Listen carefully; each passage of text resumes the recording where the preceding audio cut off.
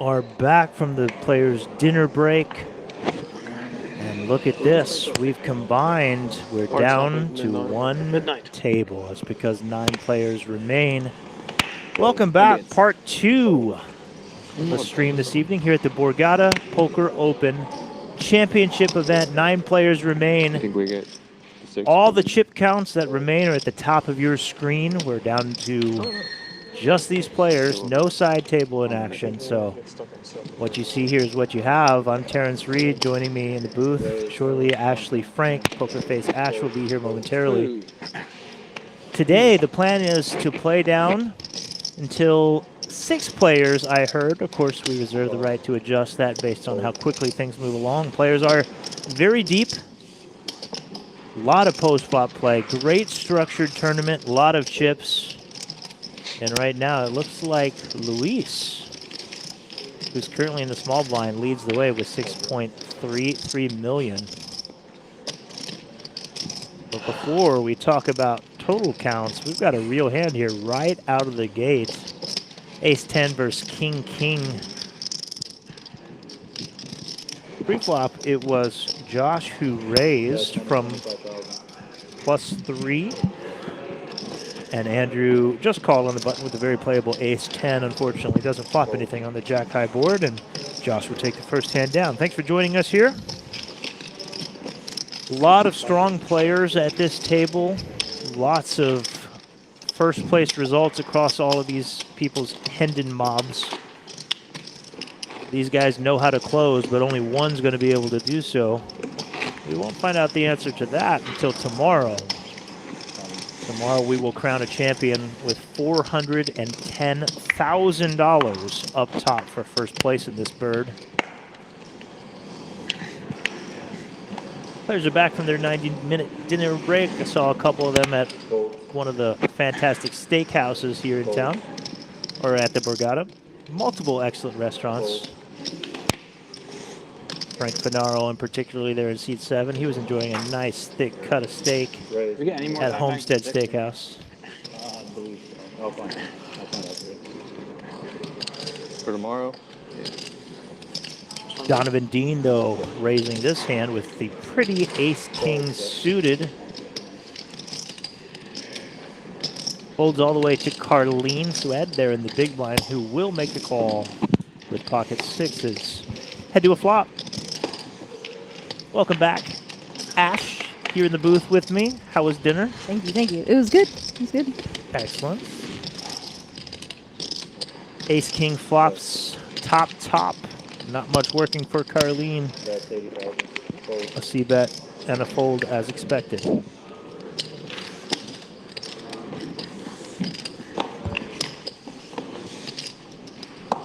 There's our chip counts by position. All the chips sit with Luis Ortiz in the 9 seat, but plenty of chips in play.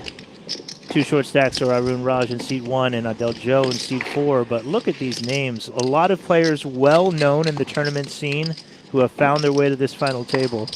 And it's going to be an exciting one to watch to a finish. Luis Ortiz seemed to be a fan favorite in the YouTube chat before dinner break. A lot of people rooting him on. He had success very recently here in the Heads Up tournament. Got to 2nd place in Heads Up play. So he's got to be one of the favorites if he can make it to Heads Up. Yeah, it'll be interesting to see who survives at this really tough table. Donovan raising it up with the Queen 10 of diamonds.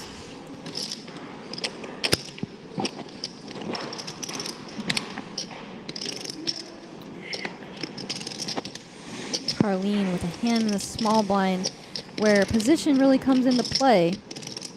It's a hand that you don't really love calling with out of position. Definitely can possibly put in a 3-bet with it, but most likely just fold. And Ryan has a very playable, suitable king in the big. Both players very deep. If you're just joining us and wondering how we got to the final 9, just before break out on the outer table, it was Demiosthenes Kyriopoulos eliminated in 10th place for $27,369. All updates can be found on the Poker at Work Instant live stream. You can catch up to how we got here to these players, see chip counts, see tournament updates from around the room for the high roller as well. Head over to Poker at Work to check those out. But we've got your final table stream here until this night is over, and then back tomorrow to crown a champion. That's 120.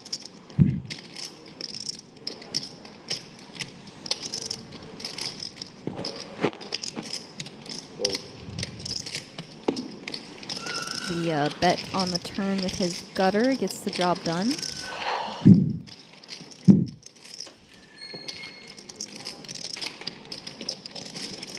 As I was saying, ate dinner fairly close to Frank Finaro down there at the steakhouse. He was enjoying a nice thick cut of steak. He sits in second place with 90 big blinds.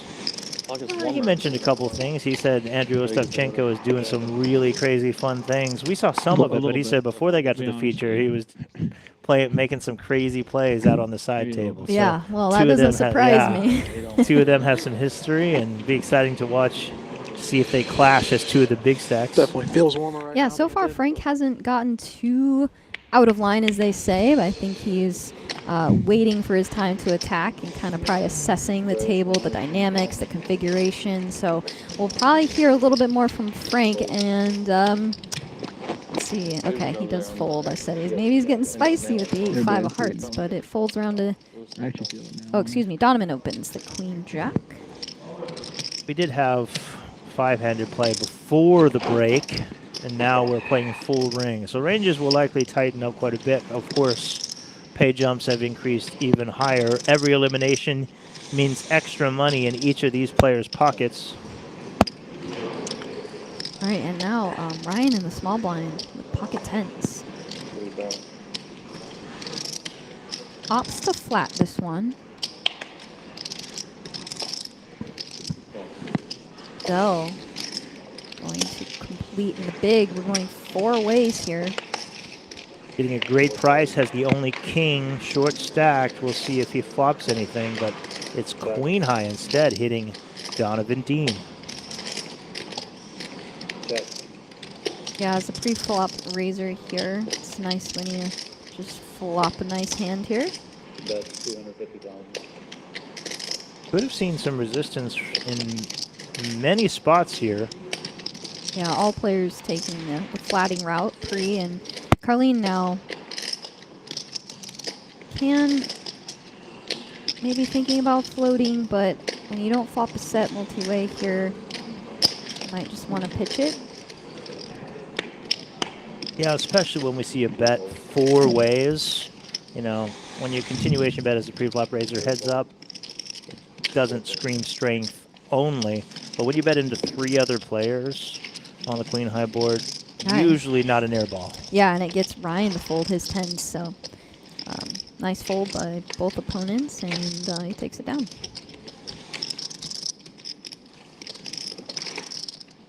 A little surprised by just the call from the pocket tens. Yeah, I think it's a mix, so the flat's fine, 3-bet's fine. Really just depends. If you're going to play it as such, though, when you get flops like queen highs and stuff and face resistance, he kind of played it as like a set mining hand, so you kind of got to like proceed that way. And in that case, he just loses the minimum, really. Yeah. Maybe, like you said, a little bit of feeling each other out, getting used to the table dynamics, not wanting to step out of line quickly, getting back from break.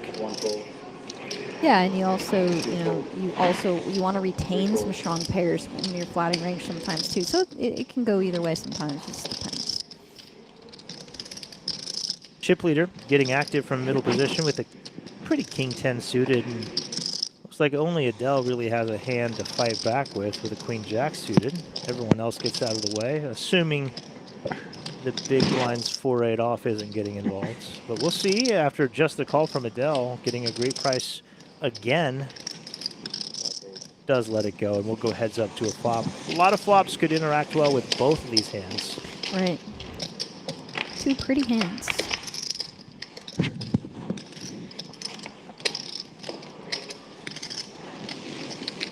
All hearts 0 hearts in either player's hand, but we have a pair and a gut shot.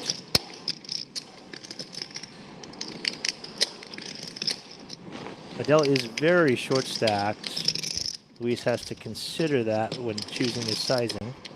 Yeah. Typically, typically on these monotone textures, you can go really small, and it serves, multiple purposes. He does have kind of a value hand. He can call by a little bit worse, some one pair hearts or one heart holdings, and also get values. So works out. Those just 25% pot, good enough to shred the 2 overs to his pair and the gut shot, especially on the all heart board, not knowing if your king is even live. Right. And Luis Ortiz there, top of the counts, favorite of the chat. 109 big blinds. You don't see that very often in final table play. Triple-digit big blinds in play for the chip leader.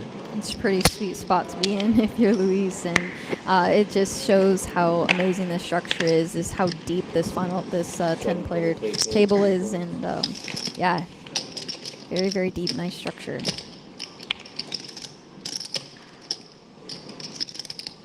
Antonio asking what kind of Lambo does Frank Finaro have? I don't know that detail. I've just confirmed that he does have one, right, Ashley? That's what we've confirmed. Okay.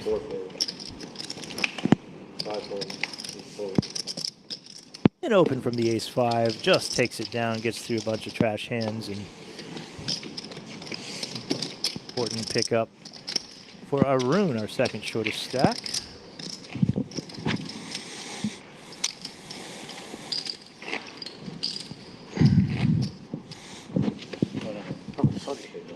Sorry.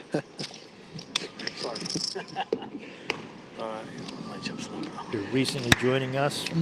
This set is from the 32nd floor of the MGM Tower, also known as the Overlook here in Borgata. Very cool space. First time they've utilized it. And that background is not CGI. That is Atlantic City, the lights of the skyline and the water. Difficult to see the water with the sun gone down, but very cool place to play poker. We'll be here both today and tomorrow. Yeah, very sweet spot to play poker. Fun background. You don't often get natural light in poker tournament rooms. Kind of different. Yeah. Kind of different, yeah. An open from Andrew Ostapchenko with a 6-5 suited.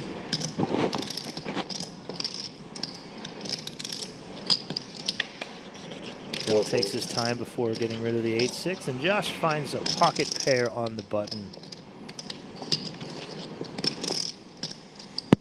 Against a strong range, you got to think that set mining would be appealing to the pocket 7s. Yeah, 7s is a really nice flat on the button.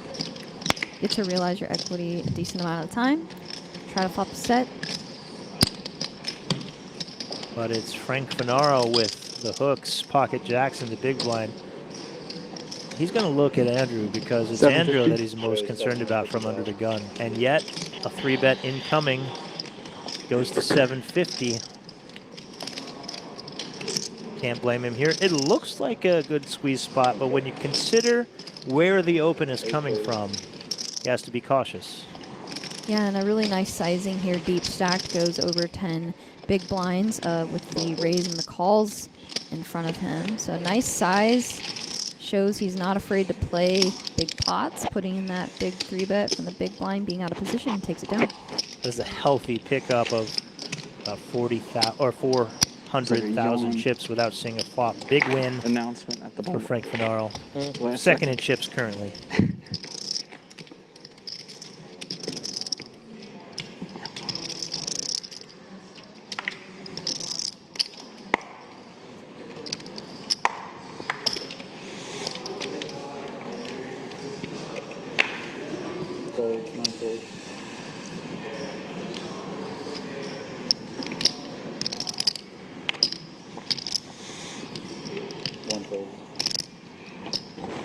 Arun letting go of the pocket 4 from early position.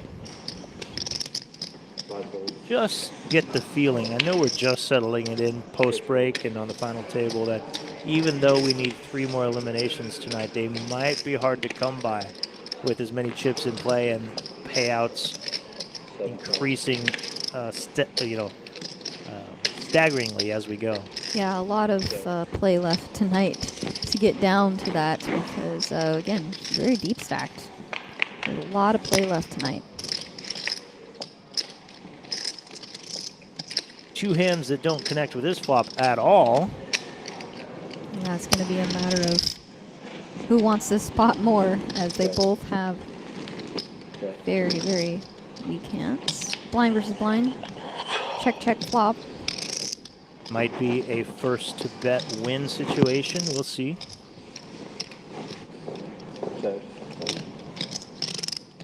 Check. They're both playing the board.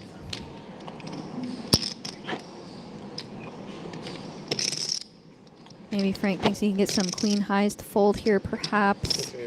Some non-paired hands to fold. He literally is playing the board, so you cannot win if you check fold. Goes for a bet, and he's either going to get a fold out of Andrew, or yeah, he does take it down. Probably can target some air holdings as he had. Easily represent just like a weak jack, like jack deuce, any jack really that limped in from the small blind going for value. Which would make sense. He gets it through. Sees three big blinds sitting in the middle and says, come to my stack. I'm not going to just check this 3 high down.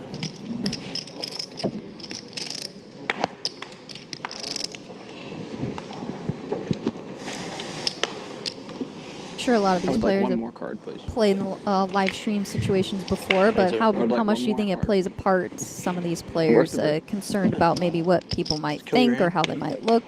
You think it plays a big factor? I think the majority of them, with the experience that they have, probably not. A good piece of being a good tournament player is not caring what other people think. Exactly. At the same time, like wanting to get better and learn from people better than you. No, I could definitely tell. You get criticized a lot by people who don't really study the game or like might not understand why you're doing certain things. Exactly. And so being able to just not care what people think is the key to success in tournament poker. Such a good point. So these guys, all crushers mostly, lots of experience, lots of wins in their history. Likely they don't care what we're talking about.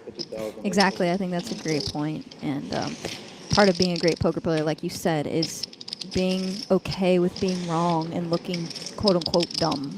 You know. You want to make the right plays. You want to, give yourself the best chance of success. But you're not sitting here thinking, am I going to be ostracized on Twitter for choosing that hand as a 3-bet or whatever it might be. I think they're much more focused on the task at hand, and that is the play at the table. Donovan lets it go. The Jack 10 of hearts cut off facing a 3-bet from Frank, who he knows is going to put maximum pressure on post flop. So you have to take that into consideration when you pick hands to fight with, especially being out of position. I can guarantee you that's one spot Donovan does not want to be in against Frank Finaro. I think in position, much easier to take that hand to battle. Exactly. Out of position, hard to realize their equity. Right, yeah, you're just going to face so much resistance from Frank. He has the button, he has the aggression factor, he's great post-flop, so you're just like in a very, very tough spot no matter what you flop, unless you flop, obviously, a nutted hand. That's a small part of me dies every time I have to fold 10 jack suited. That hurts. It hurts. It hurts. But in this case, I think both of them being big, bigger stacks, I think it's probably smart to avert that risk.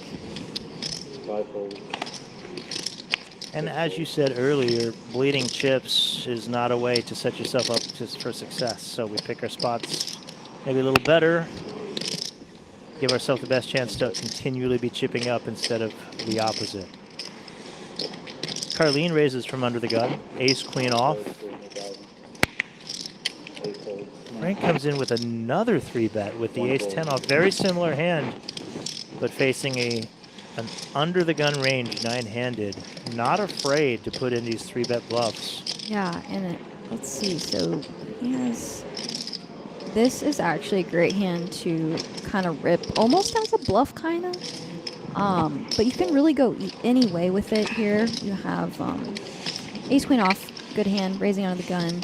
get to keep all of Frank's worst aces in, and in this case he does with the ace-10.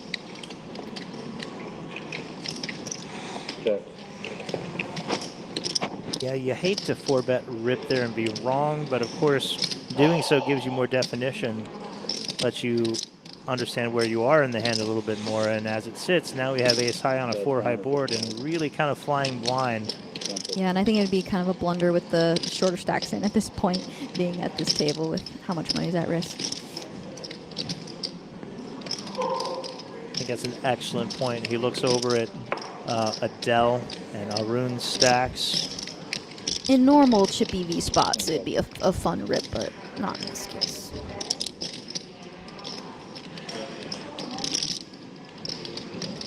Hold. He does just let it go.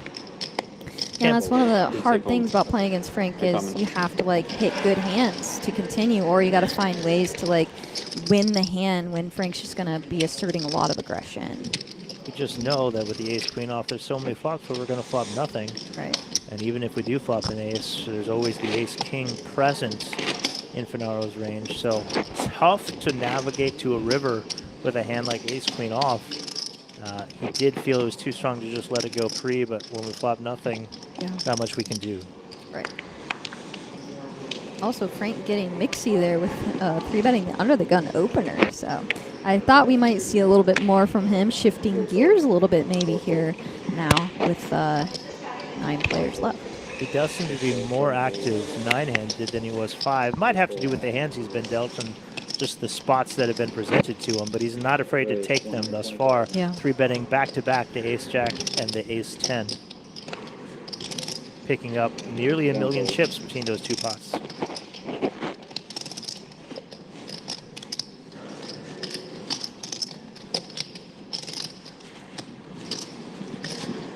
So we saw Carlene 3-bet the king 7 off undergun versus big blind, and now chooses to just let this one go. Dealer button versus big blind, excuse me.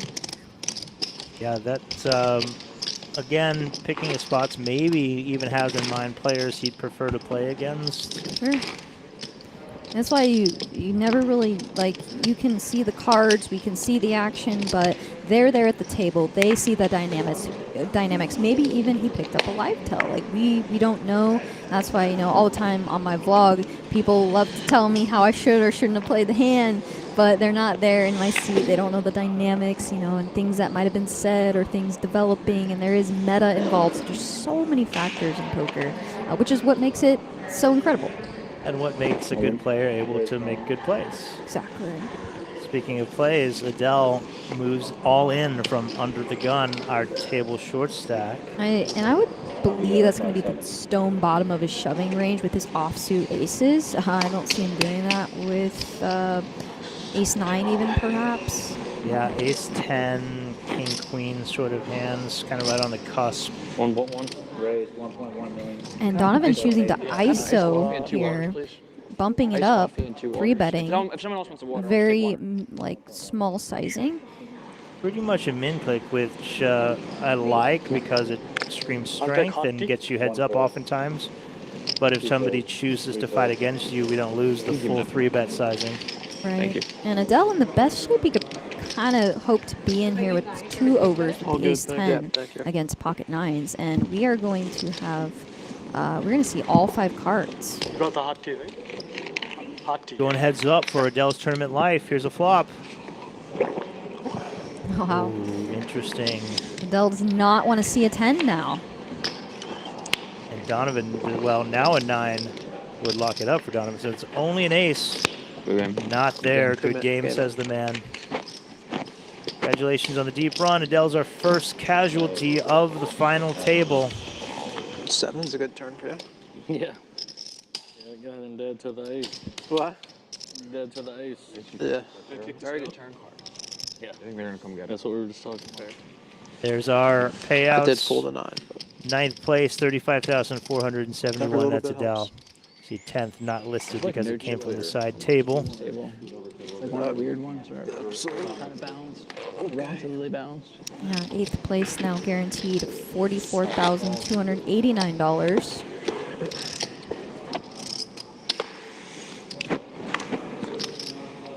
little more than 10x first, On the which big is one? 410,000. Of course, they all have their eyes on that. Bouncing cards. 10th place again was Demosthenes Kyriopoulos. He came in 10th, bringing us to this final table. Adele out first, and we're down to 8.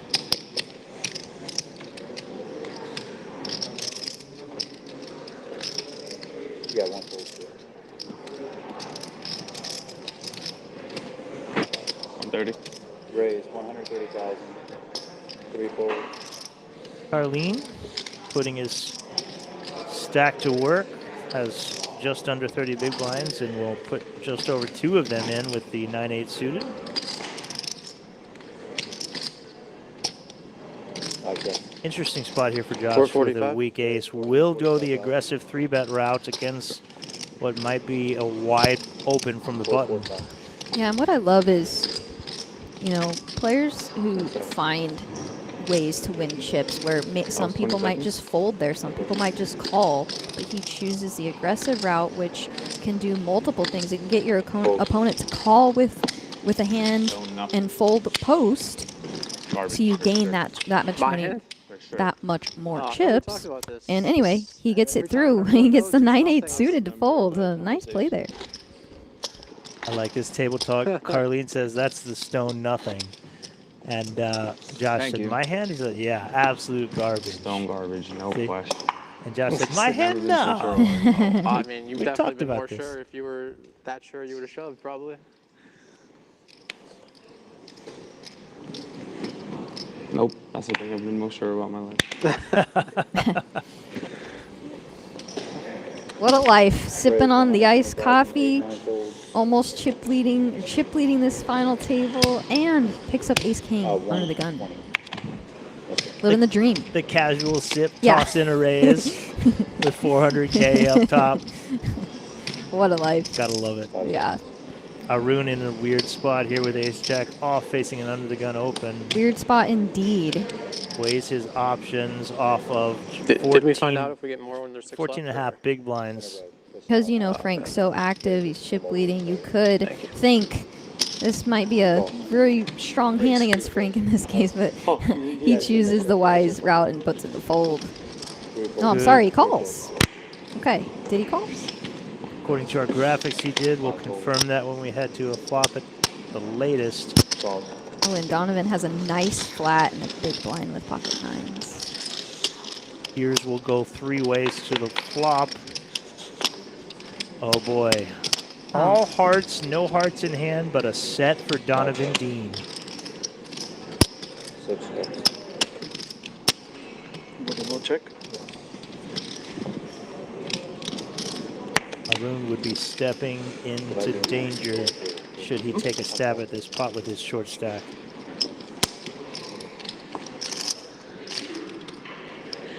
I would imagine he was checking to see if he had the ace of hearts. It's not. Check. Checks through. 3 of hearts is not a card that Donovan wanted to see with his middle set. His hand now devalued extremely, as any single heart would give a flush to his 2 opponents. And yet it did check through on the flop. Don't know how believable this bet will be from Frank. That's 130,000.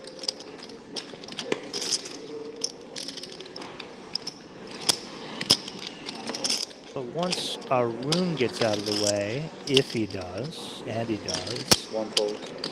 Donovan might feel compelled to at least see a river with a set. Try to fill up, make his life easy. And to a river we go. On cue, the Queen of Diamonds delivers a full house to Donovan Dean. Frank left with just ace high, no hearts. I think this would be a kind of a cool spot to bet really small and kind of induce Frank. I think Donovan Dean agrees with you and executes it to perfection. Frank left with ace high. Likely knows that he cannot win. Yeah, you can get crying calls from obviously a lot worse, and hearts, and you can also get value or raise the value, and or catch Frank bluffing. But in that case, Frank just lets it go. You got to think an ace of hearts likely would feel compelled to raise, which makes that play so sexy. Yeah, love the small bet there. You can induce a lot of fun stuff. So Because as we bet bigger, like let's say Frank did have the ace of hearts somehow. If we size up to 70, 80% pot, Frank's a little more handcuffed and can't raise so much because it would cost such a bigger amount of chips to raise. exactly. At 150, just invites a raise. Yes. Either as a bluff or as the nuts. Exactly. That's why I love those small bets to induce on rivers. And you can balance that, you know, with mediocre holdings that just want to get to showdown and hope your opponent just calls, or induce a raise from worse. I love betting 1 or 2 big blinds on the river with 20 plus big blinds in the pot in a spot just like that. Me too. People hate to fold I love for it. 2 big blinds. Oh, yeah. It like triggers an ego in them. Yep. Not to say that was what was at play there, but Right. just in general. In general, in a vacuum, I agree. I love that bet small play because it can induce some fun stuff and also get value from just, like you said, Yeah. crying calls. Monster here for Ryan. Pocket kings in the cutoff. Four folds.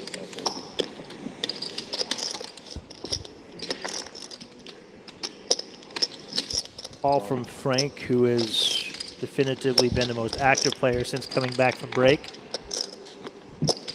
Now up against it. No spade. Set for Ryan. Difficult to see any more chips going into this pot from Frank's perspective. Yeah, unless Frank decides to blast off here. Frank has literally Checks. garbage against the set of Ryan. When Ryan checks back, you got to think either a very strong hand on this board or a very weak hand. This is of the strong variety, but the queen of spades presents itself another 4-liner to a flush.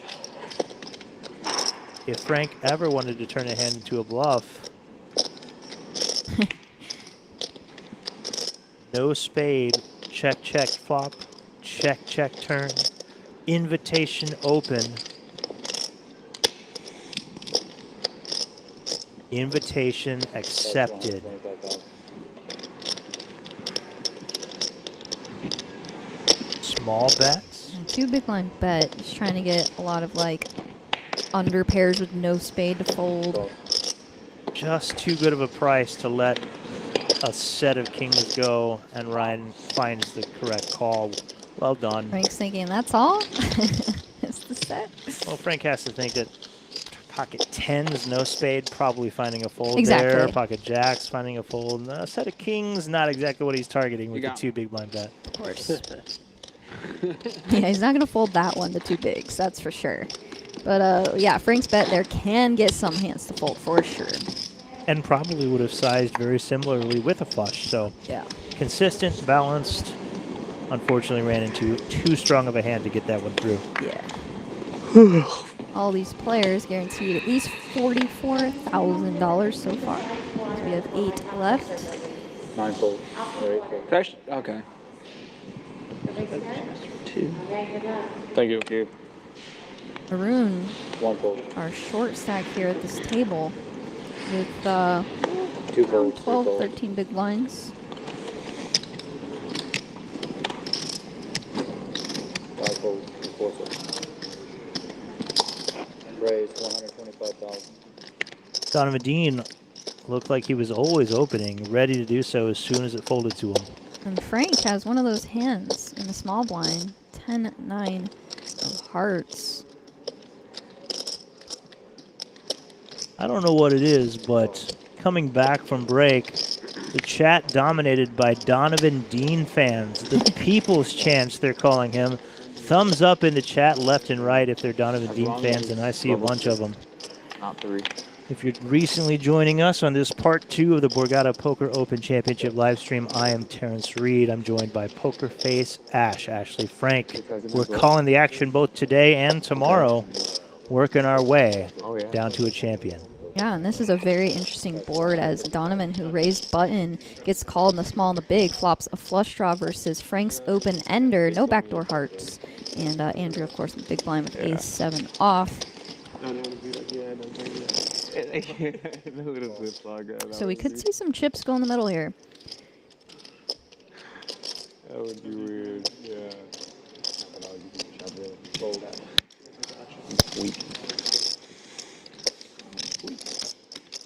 Heads up to what might be some interesting turns. King of Spades locks up the hand for Donovan. The chat is rewarded for the thumbs up. My bubble's in. The People's Champ makes a flush and has Frank's open-ender drawing dead.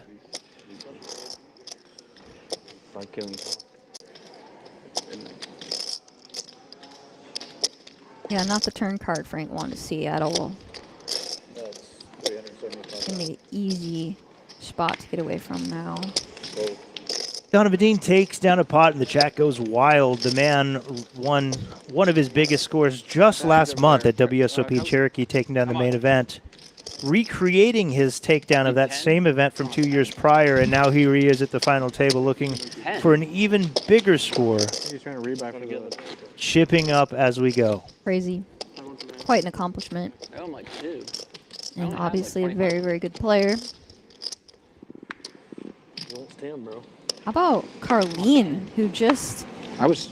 had a six-figure score in the $500 Almighty, now at this main event final table? What a series. We were talking earlier with Darren Incredible. Elias, who joined us in the booth prior to the break, about momentum, and oftentimes after a big score, you just see players continue to make big scores, and thus far for Carlene, it's been a great series. I see it like every time there's 3 tables left, him and his champion hoodie is there. You gotta give it to him. He is on quite a winning streak here, and continues it with the ace queen of hearts under the gun 1. I can give him 10 if he has someone in Florida, or you have someone in Florida that can get it back to me. Ostapchenko, Mr. Andrew, with ace 9 suited in the small blind.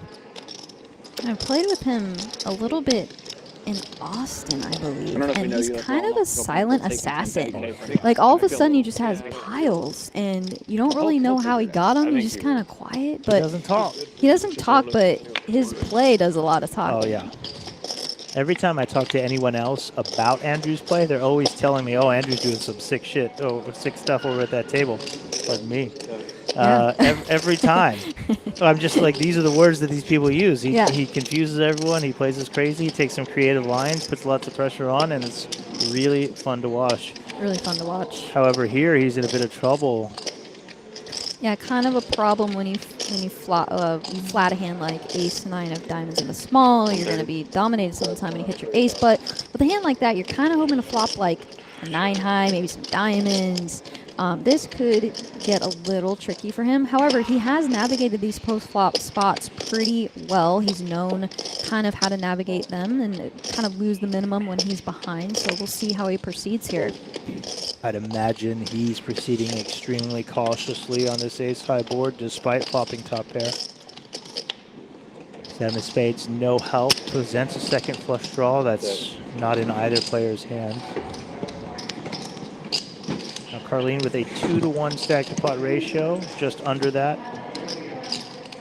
Will he pot control, see a river, or will he bet more for value? 2 street hand, 3 street hand. 2 street he decides. Checks to a free 5 of spades. Exactly, yeah, double flush draw out there, so you can really go either way with it. You can also induce Andrew to like bluff off on, you know, if he had, for example, a club flush draw, maybe like a gutter on the flop with like king 10, queen 10. But Andrew does have showdown, so now Carlene has to decide if he wants to go for another street of value. Spades does come through, so the backdoor flush completes, so it would complete a hand like queen 10 of spades, for example. Maybe some hands like that, but I imagine Carlene thinks this hand is likely the best 360. one. Yeah, if we're going to check the turn, we got to find some value on the river. Carlene agrees. Yeah, and ace queen here definitely value. This line of bet, check, bet is really powerful to get called because you just have so many non-believers who think, well, they didn't have a super strong hand on the turn, so is my ace good here? Andrew, obviously a very good player who's seen this line many, many times and knows it's not always weakness. There he goes, carving out those chips as we've seen before. Takes a look at his opponent.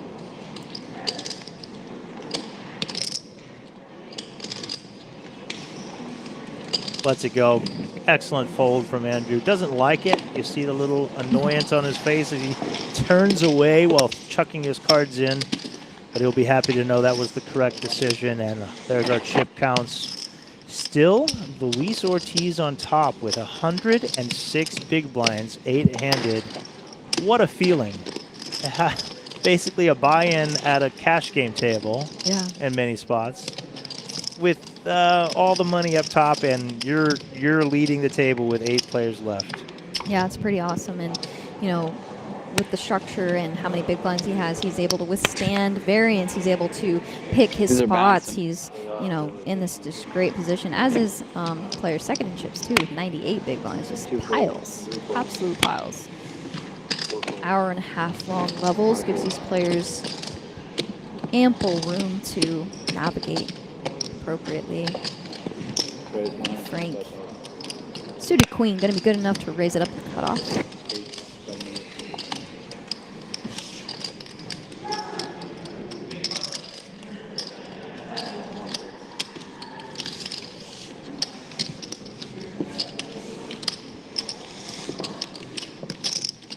Looking at, of course, we redrew when we got down to 9 players, so these players are in new seats. Just looking at the configuration of where we sit, I have to think that Luis is one of the best seats of the table, not only having the chip lead, but also having 2 of the shorter stacks on his direct left in Arun and Carlene.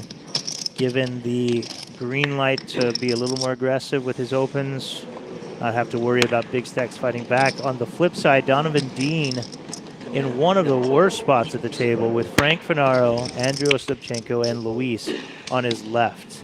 Yeah, you get a little handcuff, but you also have to then kind of construct a 4-betting range against their 3-bets so to not get run over, really, if that starts happening. So, you know, dynamics will play out. We have a lot of time. We'll see how things develop. But definitely, it's not a good spot to have really aggressive 3-betters on your left. You do have to start fighting back at some point. So what's the threshold for that?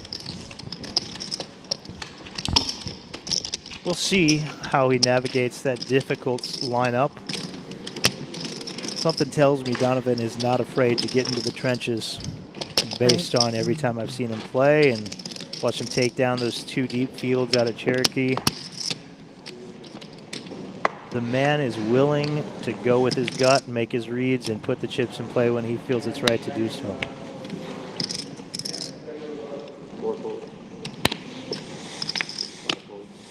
Yeah, and again, just being so deep, you can really just pick your spots, not force anything, and just really pick hands that are playable post, and you can navigate clearly.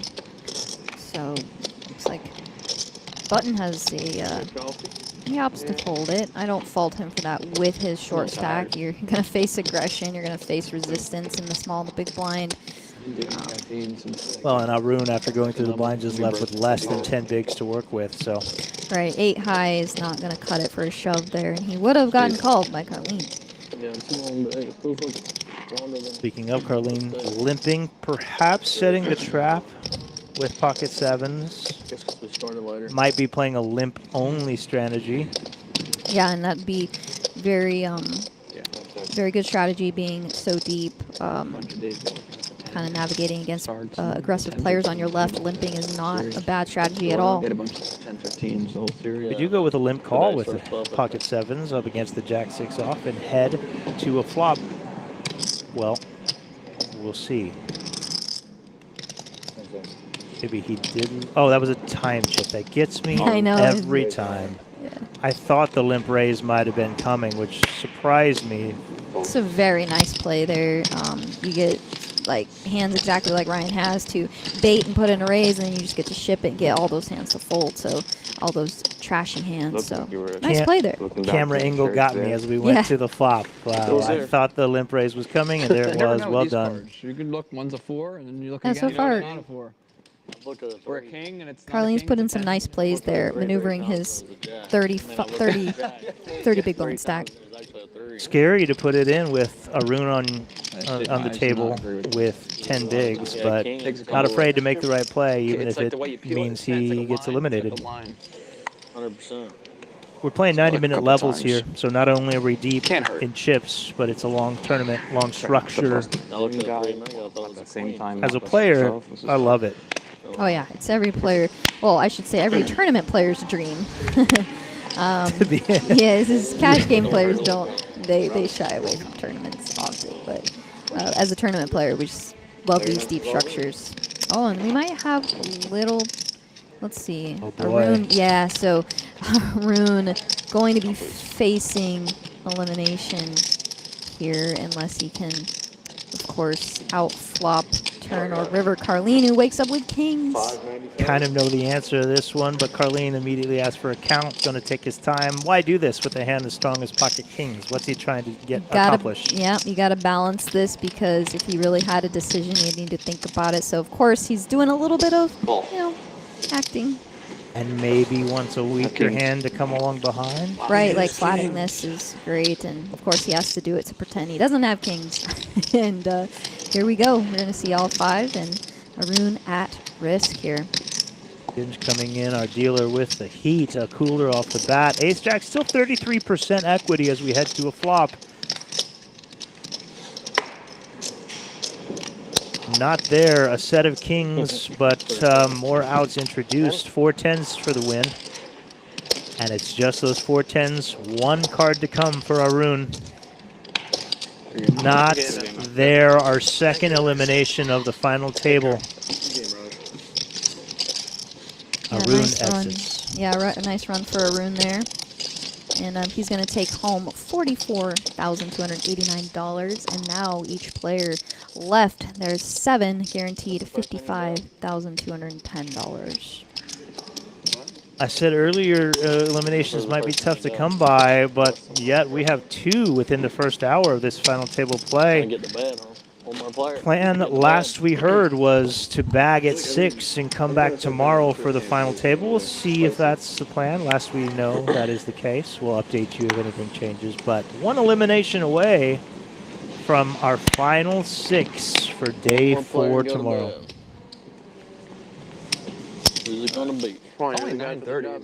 7 of us. You're the guy for the job. Could be anybody. I mean, everybody's got a good stack right now. Yeah, and the players are saying there's not really any short stacks left in these 7 players. So they're all saying, who's it going to be? They're all thinking, not me. I mean, I don't care to. Sure.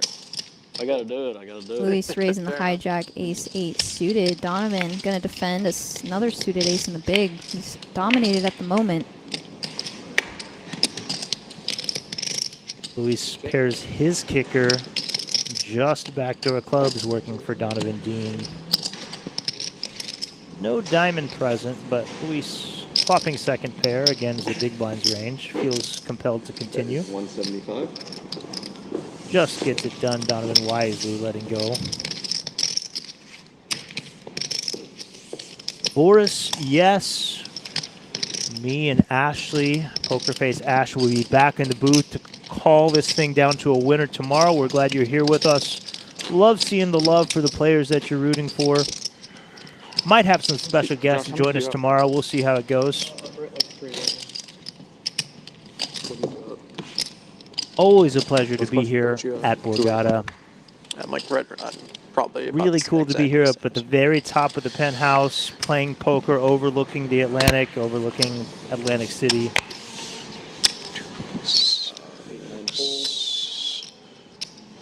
Yeah. I have 289. 130. Carlene's still in the mix. King, queen suited from the hijack.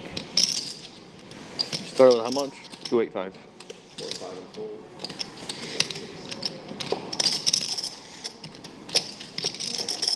What do we see here from Donovan? It feels like he wants to get in the mix with this Jack-9 suited. Raise to 400,000. And he does a 3-bet from the small to 400,000. How does Carlene respond. King Queen plays very well. Suited variety.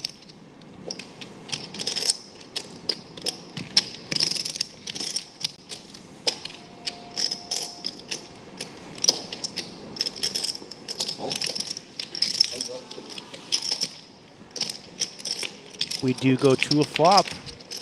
Nearly $1 million in the middle and trips for Carlene. Donovan in trouble, but does wisely slow down with a check.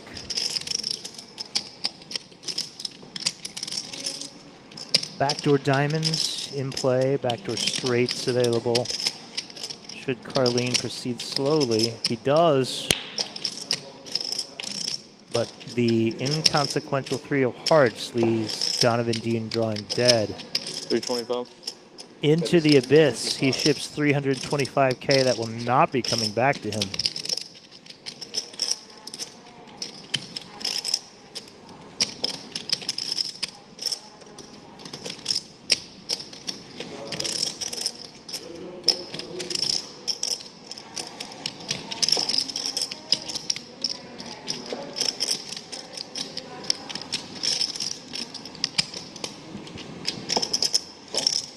Just a call from Carlene.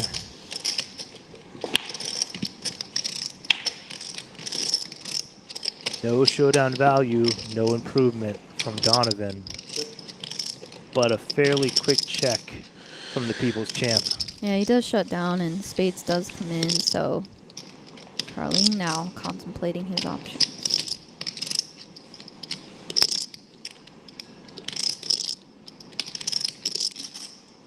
I have to think something like 8s through queens from Donovan would play this hand somewhat similarly. As Carlene, we don't know our opponent has nothing, trying to get value. Quick fold from Donovan Dean, left with an even $5 million, and all of a sudden, Carlene has chipped up quite a bit. Going from one of the short stacks to right in the middle with 62 bigs. But the shortest stack at the table has 48 big blinds right now. Crazy. You don't see that often any way at pretty they'll much play longer than any till final 6? table, really. Like, it's just a hard style. Is Listen this final table like this deep? to Even the if it's players 6, it's gonna talking about if we end it at 6 tonight, tomorrow's going to take a long time. They said 6 or midnight. I think we'll get to midnight before we get to 6. I mean, I don't know, barring some coolers, I guess. We're gonna get the 6 way before midnight, in my opinion. What time is it now? 9:30. It's 2 levels. 6 level and next level. Well, Andrew's here, so maybe you're right. Andrew's always ready. Yeah, these players aren't afraid to put chips in. They're gonna play, they're gonna put chips in the middle, and so really, yeah, they're deep, but anything can happen. And funny enough, as soon as he says Andrew's here, Andrew has ace queen against Frank in the small blind.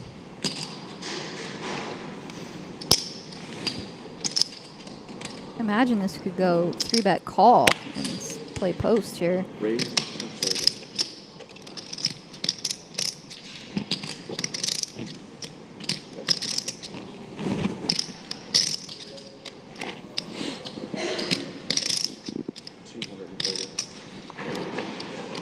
A raise to 230, nearly 4x from the small blind. Means that any 3-bet from Andrew is going to be chunky. Raise.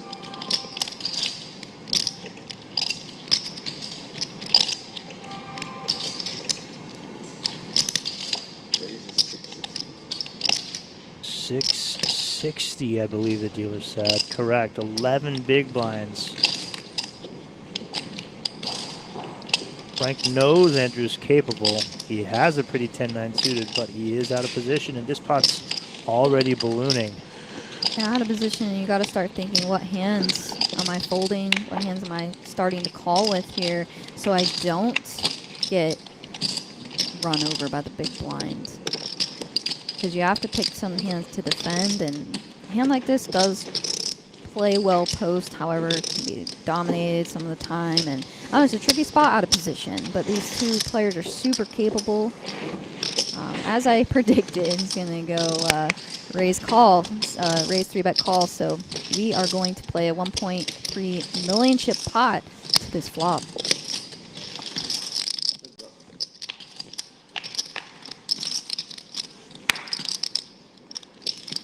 Flop comes down in action, killing ace 7-7, one would think anyway, as Ostapchenko makes top pair on the paired board and checks behind. A quick check back and allows Frank to pick up some equity here with an open ender. What looked like no chance to win the pot, suddenly Frank Finaro presented with an open ender.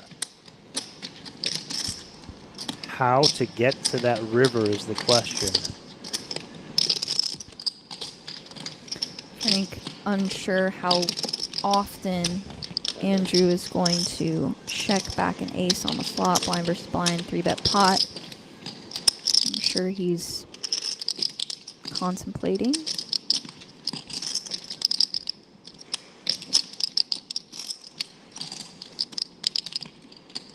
I think if Frank bets, attempting to name his own price, it'll probably be smaller than whatever value bet Andrew would put out there, but we'll see. A check does come, evaluate what Andrew does. A check behind, a free river for Frank, and it's a 10, not the straight completion, but instead second pair. That after check, check, flop turn might look pretty good to Frank. I think still here you check, call. This is what makes Andrew so difficult to play against. Yeah. Strong as ace queen takes the check, check line on flop turn, and now he's going to go for value. Yeah, and you have to kind of think if you're Frank, what hands 1.3. is... Wow, and he goes full pot, forcing Frank to now kind of come up with bluff catchers and honestly a pair of 10s with an ace. Kind of like he's pulling now to force Frank to bluff catch, going full pot on this river. It's almost like Andrew can see the cards, Yeah. let his opponent get just enough to get curious. And it kind of shows you what Andrew's plan was all along, which is kind of sick. You have to wonder if the jack or the 6 came, would this same play be in there? These things are way too much like this. And Frank wishing that would have been the case, but now instead second pair and a full pot Just don't make bet. a circular thing. I've Yeah, had so many- now I've had Frank has to multiple think, instances what someone threw in a time chip hands and I went close to like showing my hand or am I calling here? Sometimes What hands am I folding here, excuse me? When you make a pair of 10s on the river, Yeah, like Aria. Frank's so good he can probably sniff it out, and he does. He Well puts in done. the Yeah, fold. Rectangles that like. I'd imagine that Andrew probably comfortably betting all of his don't know. 10s as well, Yeah, some and all of hands- his 10s are probably better than the 9-10, so that Yeah. might lead to Frank finding the fold there. Going full pot, really kind of polarizing there. So just, yeah, really black, kind of like black squares. probably had a plan in his mind of betting, checking back, trying to induce or get worse to call river and goes full pot. Just, yeah, well played by both opponents, honestly. Interesting lines we Oh, the always shelf is see coming from with the- AO I think, Ostapchenko. This is why an option. opponents are always difficult to put him on a hand. Very Always few an players option. probably would have taken that Instant line fold. that he did. Absolutely, a lot of players, they have fear. I want to get value now before I get sucked out on, and it's like, you know, just the way to extract value and kind of be deceptive and, you know, like you said, be hard to play against. He can just have top pair Always queen got me quick thinking. kicker on the river there, which is not, it just makes him so tough to play against. So well played by both players. Makes it fun to watch for sure. Ace high flop, we just see a small C bet, Frank lets it go, and we move on. Instead, we get a Exactly. full pot bet on the river Yeah. somehow. Yeah. Love it. Donovan hand. Dean in play. KJ, King Jack off from the cutoff. We see a 3-bet over Josh's hijack open. Not letting this one go. Nice. Ready to head to a flop. Yeah, his hand's kind of a nice call here. Are out of position. Head to a flop. Queen high misses both players. Donovan Dean has the betting lead. Will continue. Bet is 225.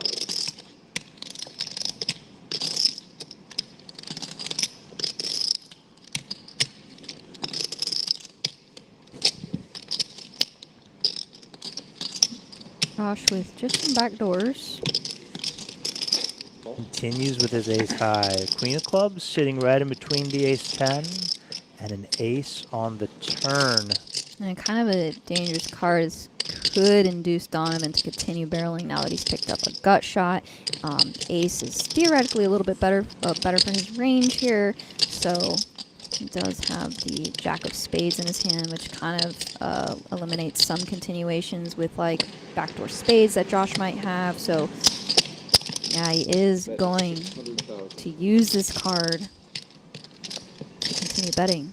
Probably not a ton of ace highs from Josh. Continue with the check call, specifically this suited variety that works around the queen of clubs. Yeah, exactly. Donovan compelled, picking up equity to take this pot down.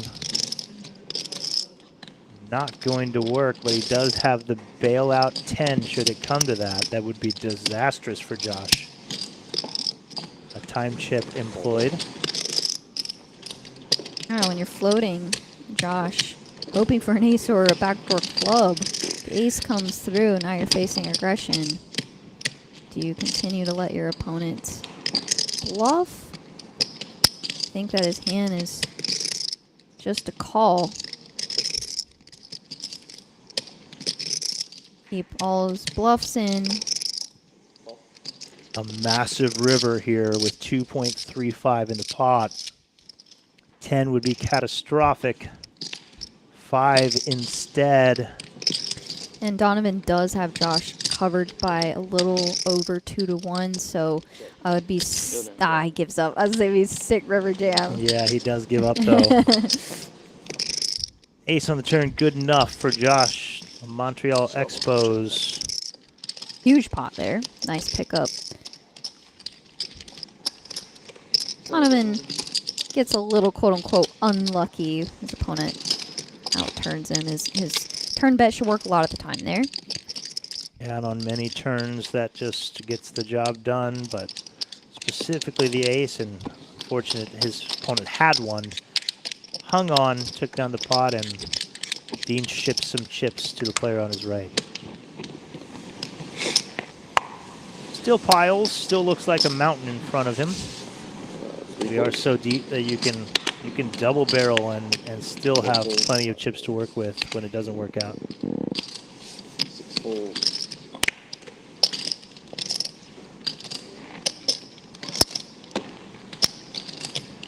Andrew going to open the 10-jack off, but will immediately run into pocket queens from our chip leader, Luis.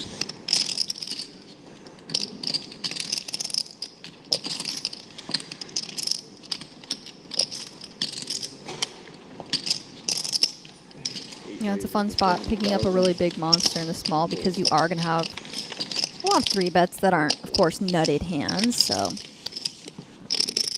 looks like Andrew folded pretty quickly. He escaped some trouble there. Quick fold from Andrew. I think it's interesting. There's our chip counts there with Luis still up top despite not really getting the mix too much. I've just been cruising. I think it's interesting to see some players, some players in that spot will tank for a while to make them think that, oh, I have a real decision or I have a real hand. Everyone knows that button opening ranges are going to be wide. So it's okay to just let it go quickly, not worry about telling other players that. I agree. And when we put in like 3 bets or 4 bets and we're light, maybe we don't want them to know that. But button open is less important. Yeah, the thing is Andrew just knows what hands are 3-bet continues, 4-bet bluffs, calls. So Jack 10 off just was going to be an auto fold for him, and he knew that. Let it go, and we can just move on without a lot of tanking. So I'm on the same line of thinking as Andrew because I am going to have flats there, and I'm going to have 4 bets. So that just wasn't one of them. Doesn't mean we're just weak all the time. Yeah, no posturing needed. Right, exactly. Cut off first big blind battle. Ryan in the big blind flops an open ender. Yeah, this is kind of one of those spots where you theoretically have some more 5x hands that contain 7x, so Ryan could opt for a check raise here. Especially with this much actual equity as well as perceived range. Trip 5's very much in there. You have to think Ryan may opt for the aggressive route that gives him multiple ways to win the hand. Right. Like But he just chooses to call. Also totally reasonable.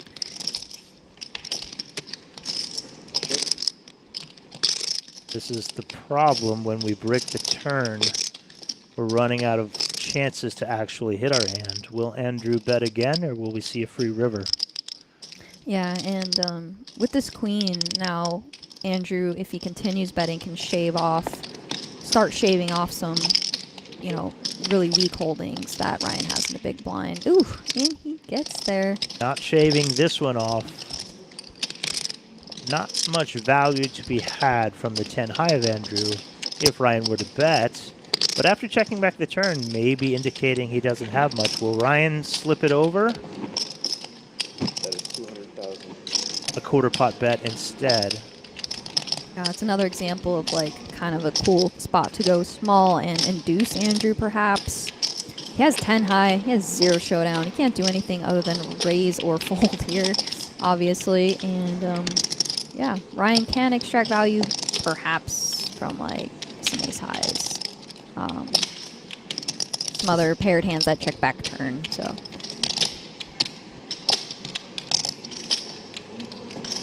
Yep, nothing there. We know that one wouldn't have worked, so a wise fold from Andrew. What'd you have? Always nice to hit your hand. A pair. So did I. 2 pair. So did I. You did. Talking about that blind versus blind hand, they both said they had 2 pair. We'll see it shortly. Might be wrong, Maybe but it is. unlike the conference center downstairs, I don't think Definitely there's a had a player. stream TV up One here, player. so I don't think they have Yeah. access to watching their play from 30 minutes ago. Nope, they don't. They do not. Fold. That's fold. 7 fold. 8 folds. King 4 suited from our chip leader finds the muck in the cutoff. Allows Carlene to find an open on the button. With the 8-7 suited into the Jack 4 suited from Josh.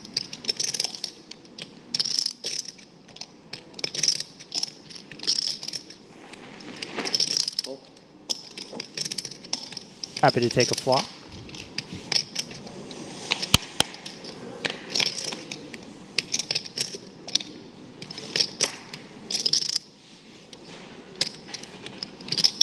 Whiffs all around. I check. Carlene, backdoor hearts, backdoor straight draws. 8 high seems like a good enough reason to start putting in bets. Let's see what he chooses to do here. Hard to make a pair. The big blind doesn't have one. We can get away with this. Yeah, queen 6-3, 2 diamonds, with your opponent in the big blind having exactly a hand like Jack 4. You're just getting that to auto fold so often. Josh seems like he likes to fight for pots. This isn't going to be one of them, though. Let's it go. When I have 8-7 of hearts and the flop comes, and I don't hit my hand, and it comes queen 6-3 with 1 heart, I feel as though I flopped the nuts. Yeah. With 8 high. Because, I'm barreling so many turns. Yeah. Fair enough. So, Carlene obviously had it. Thinking one step ahead. Exactly, yeah. I'm just looking for any reason to put chips in. Yeah. I have the 8 high, you got to put it in. So. I'm not going to win without it. That's what makes you dangerous on the felt, Ashley. Sometimes. Andrew, lots of chips. Final table. Picks up pocket 10s under the gun 1. 7 raises to 130. Folds. Folds. 4 folds. All the way to Donovan Dean. So many in the chat would love to see a deuce on this flop. It's deuces versus 10s. Very similar, exact same stacks between these two players, according to Yeah. our graphics. Exact same. No deuce, no 10, 7 high flop. Even though it's an under pair, if our opponent didn't start with a pair, this is often a good flop for deuces, especially when the 4 pairs. I say good relatively. Yeah, and Donovan knows Andrew's going to be checking back a lot of his like Broadway cards that he knows Donovan has range advantage on this particular board texture. So kind of protected his hand a little bit, Andrew did, and then now is inducing a worse pair to bet. Love the check back, even with pocket 10s on the 7 high board. Protect that check back range, and a queen of hearts on the river won't do anything for Donovan's confidence in these ducks. Yeah, pocket tens obviously does need protection, but you can, of course, proceed with caution on turns and rivers. That is And 350,000. Go with a 55% pot bet. Donovan going to go for it here. Now, is this value or is this a bluff? I think it's mergy. Yeah, it's very mergy in my opinion, which isn't bad. Andrew's hand just When we check back the flop, we're almost always just going to call down, which isn't good for the Donovan Dean fans in the house. I don't see a world where he's folding.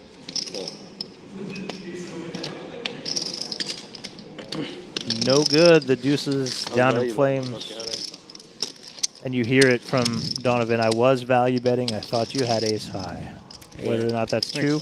Yeah, and that's kind of what checking back flop does. Is it looks so much like a hand like ace jack or something Yeah. that with like some backdoor equity on that particular board texture. So once again, knowing exactly where he's at in the hand and kind of gets max out of his opponent in that case with the worst pair. We are value betting, trying to target ace high. Maybe a smaller bet might be more appropriate, so we're not risking a half pot bet when we're wrong.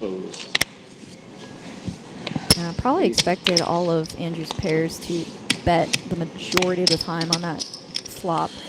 Flop that he may check back at a way higher frequency, be like 4, 5, 6, 2 spades as opposed to that one. But anyway, well played. If we take Donovan at his word, it did confuse him. Absolutely. And he was willing to put in 2 more bets with an under pair. 430. Right back on the horse, though.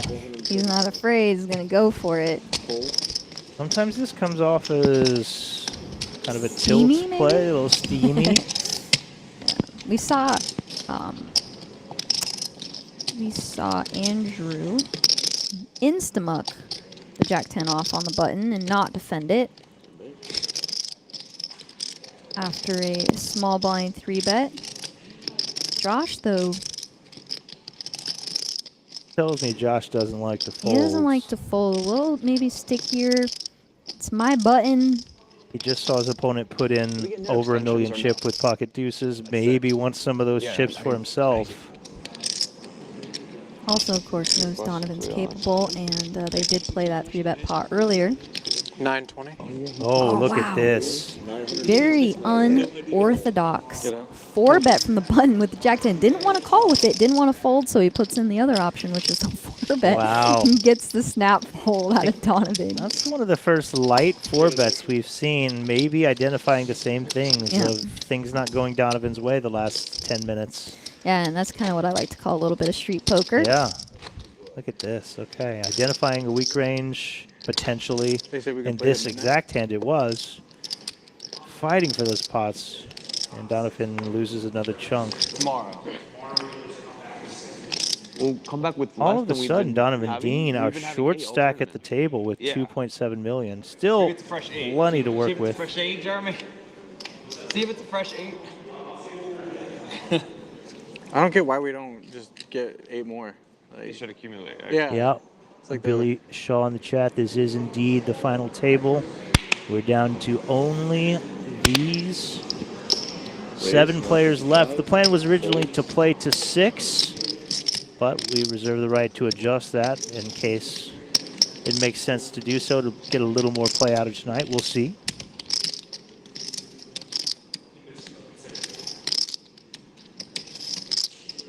We have been streaming pretty much all afternoon, evening here on the East Coast. We started with a feature table, but now we're down to just one. 7 players remain in the hunt for $410,000 up top.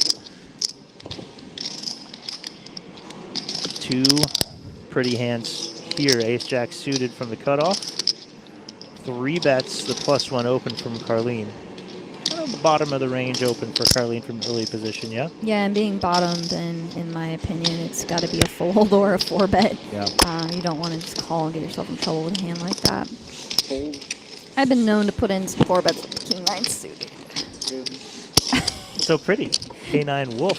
But but it's exactly that. It's a fold or a 4-bet. You just don't really want to call and get yourself in position, in trouble there. So kind of at the bottom of the opening range there.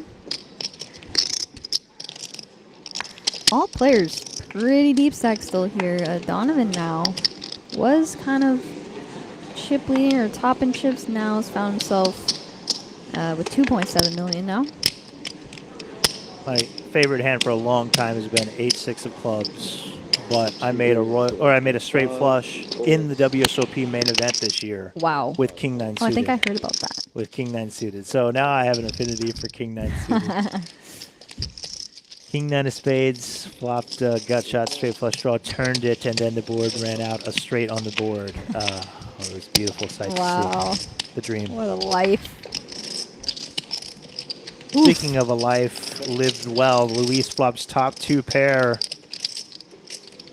Has his opponent in rough shape. Carlene does have the King of Diamonds working and 2 overs, neither of which are good immediately. And I think there's a flop texture if you are going to bet. You need to go a little bit larger. It's not like a dry flop. It actually kind of can hit the big blind range like we see right here. Let's see what sizing he chooses. That is 275. And he does go a little bit bigger, as you should on this type of board. The question lies with Luis how to proceed. If our opponent does have a strong hand, we're happy to get some more chips in the middle.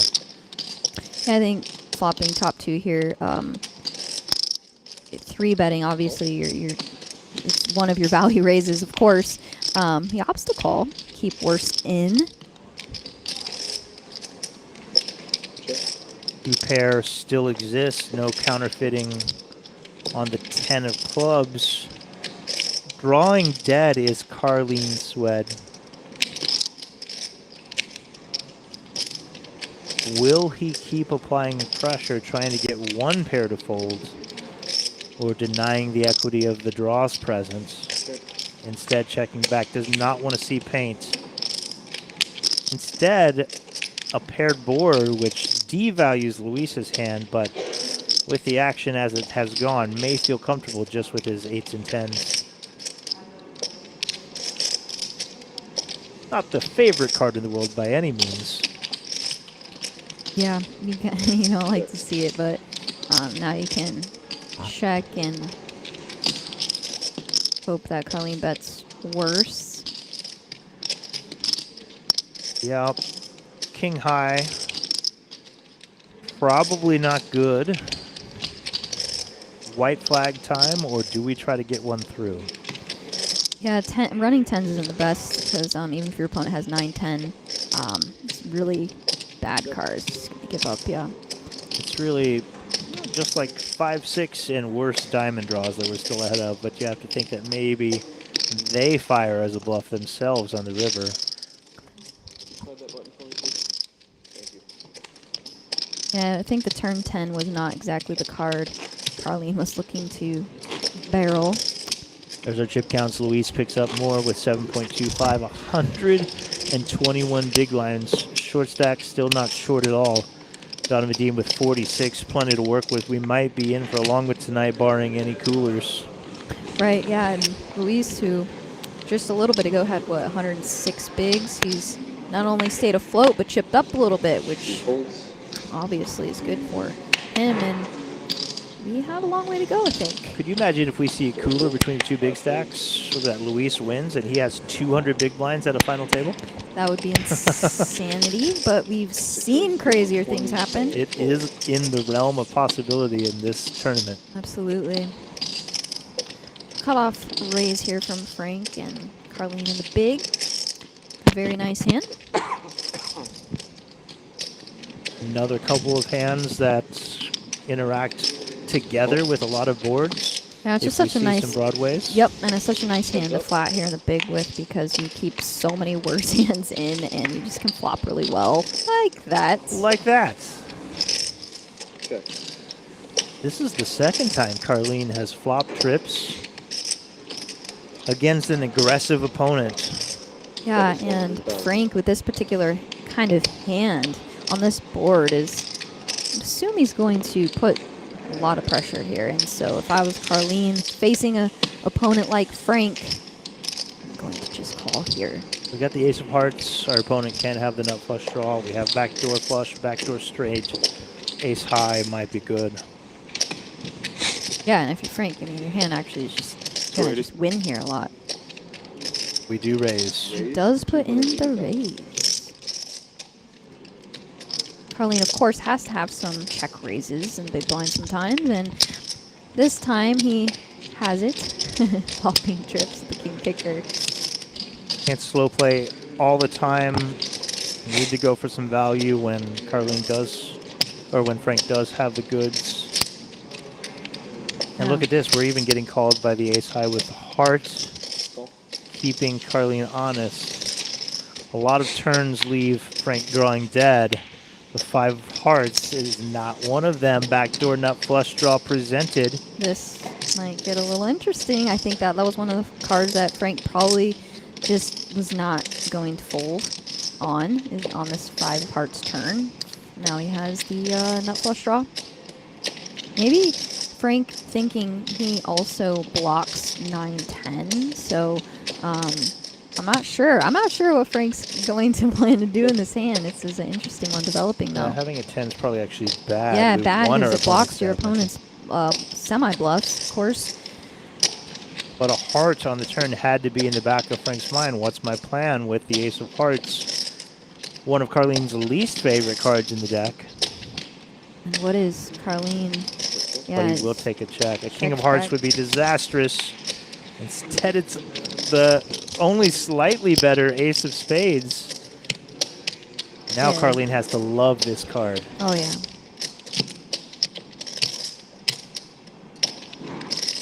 Interesting hand for sure. An interesting run out with the heart on the turn. Of course, Frank now pairs his ace.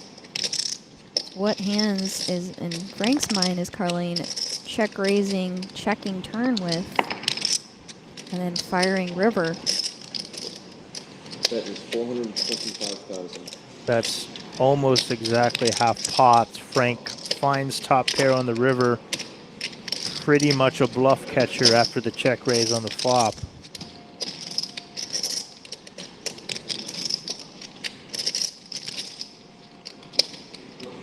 I think an ambitious bluff, especially when the ace comes on the river, because now even Frank's ace of hearts gets there. Time chip to use. Yeah, would a 9-10 of spades check turn and bet river? Oh my! Oh my goodness. This was what I thought might be coming if we call the flop with the ace of hearts. Wow. And Carlene's sick. The play of the final table, Frank moves in, holding the nut flush blocker, turning top pair into a bluff. Wow, and this is why he's just so good. He knows his opponent can't have the nut flush. He blocks ace jack, I guess. This is incredible. Blocks the top full house, blocks the nut flush draw. Wow. Carlene's made some big folds, as we saw actually in the Almighty. So this is gross 3 points. spot for Carlene, We're and this is obviously- why Frank is just one of the best. We're obviously not trying to get a full house to fold, but No. trips consider folding. Worse flushes might consider folding.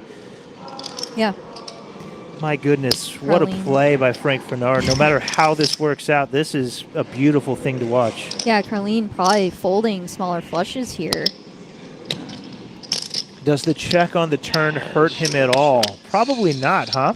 We could check back with the nut flush. Yeah, absolutely.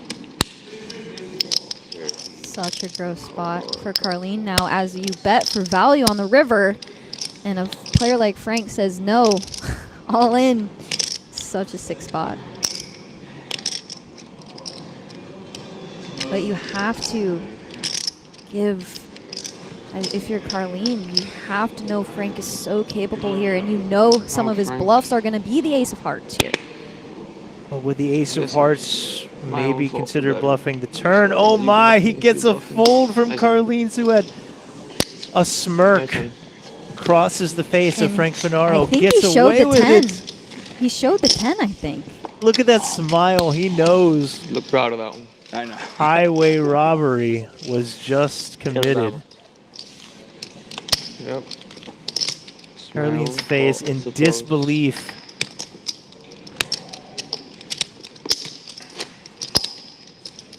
It's so important to have your... That's nice of you to show, though. You know. I didn't make him like Yeah, 30 yeah, hands you like know, you. yeah. We don't know if he showed the 10 or the ace. Not a Either nice way, guy. kind of sick. Sorry.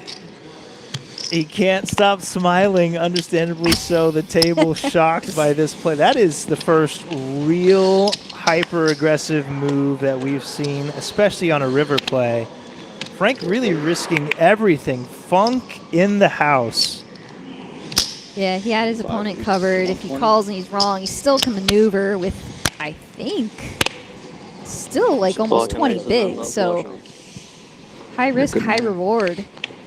And he just knows like Carlene is just gonna puke at, unless he has exactly a full house or like the king high flush. He's just in the tank. He's in a blender with a hand like king jack gets it to fold. We make Carlene turn trips into a bluff catcher. Yes, insane. That's Oh, yeah. why Frank's just sick, and sick play there by Frank, turning top pair into a bluff, and nut flush blocker, of course, and blocks ace jack. So yeah, just probably the best pot of the night, the funnest spot. It's a word because I say it. I believe you. You're a pro. Yeah. Two pair here for Donovan. Dean overtakes the flop top pair from Ryan. That is 300,000. Hand of the night for sure. That last one. We hate to move on too quickly, but this Yeah, is this a hand is- pretty interesting hand developing as well. Donovan, notice, opened up queen 3 suited from +1, so he's ready to battle, and Ryan left with one out here. You call? Huh? You call? The two pair turns into a flush for Donovan Dean, and Ryan's hand looking less and less promising. Yeah, I don't imagine a world where Ryan finds a 1.2. call here. 1.2 million is the bet. Overbets pot. Taking away options from Ryan's third pair. But no snap folds.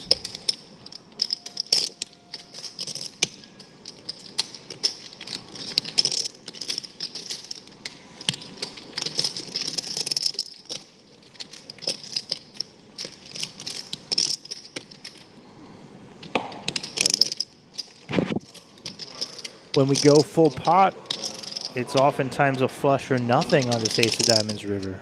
Yeah, it's kind of, the word polarizing, where, yeah, you're repping the nuts or nothing, which gets you to start bluff catching with a lot weaker hands. 'Cause you can't just call with your nuts. You got to find other hands to call with, but A7 not going to be it. I think he has to posture a little bit there. Finds the fold. I don't think we're burning a time chip just for posturing, though. Thinking about it a little bit, I for think sure. likely, if we say nuts or nothing, or flush or nothing at the very least, third pair starts to look possibly enticing, because unlikely to be turning a queen into a bluff, but Yeah, lets it go. Yeah, you'd rather have hands with better blocking properties, like ace-8, for example. Yeah. Still can't get over this funk hand, though. My goodness. Carlene obviously is going to be thinking about that one tonight. He's still thinking about it. I just saw him look away, and yeah, it's just tough when your opponent's so good. Just put you in the blender like that. 6 folds, 7 folds, 8 folds. Sick hand for sure, and a fun one. Folds around to Carlene on the button. 2 folds. Lets it go. Still a lot of playability here at this final table for all players. And even though Carlene lost one there, he still has plenty of big blinds to maneuver. Big blind finding the call with the 9-6. Big blind checks his option. Oh, I'm sorry. Small blind completes.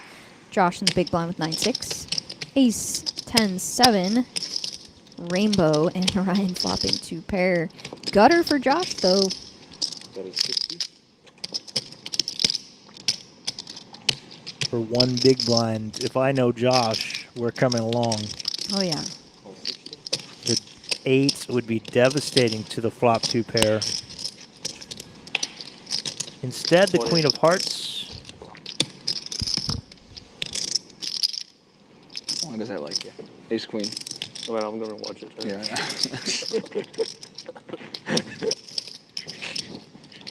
Should have charged him $5. You didn't have to. You could have paid me $5. Tell him about ace 10. Lets it go from Josh, but you hear that Donovan Dean talking about the last hand, and his opponent's going to watch it tonight, he Oh, said. hand, I So know. if you're watching this right now, good fold. Pot size river bets are never fun What you did with that ace unless 10, you hold the ace nuts. of hearts 10 diamond. Donovan saying he put him on an ace. Not really. So chose that sizing trying to get called by an ace. Not the case Oh, that and a time. fold. Only 2.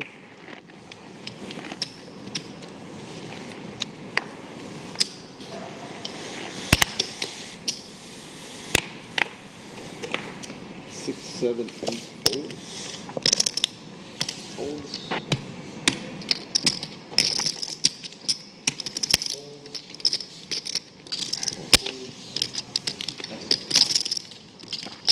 There's a walk for Donovan.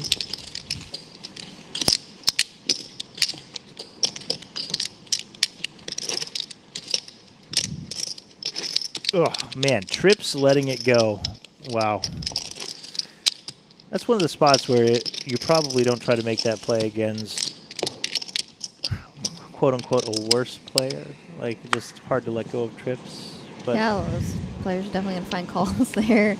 But stack's so valuable this final table. 400K up top, so hard to make calls like that. Which is why Franks is able to put max pressure there. It's not easy. if there's anything to be saved from this as Carlene, it's to know that Frank respects your game enough to make that play against you. Absolutely. Can find folds. That hand was just, yeah, that was an interesting hand. Something tells me Guerrilla Gaming and BetMGM Poker will be clipping that one to showcase Frank, especially if this guy goes deep and takes this one down. Pivotal hand.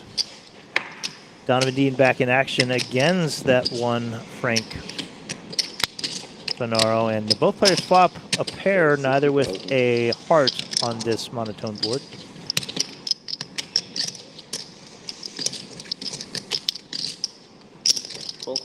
One big blind bet, one big blind call, and to a river, or to a turn we go. Deuce of clubs. Very much a brick. Donovan's top pair still good.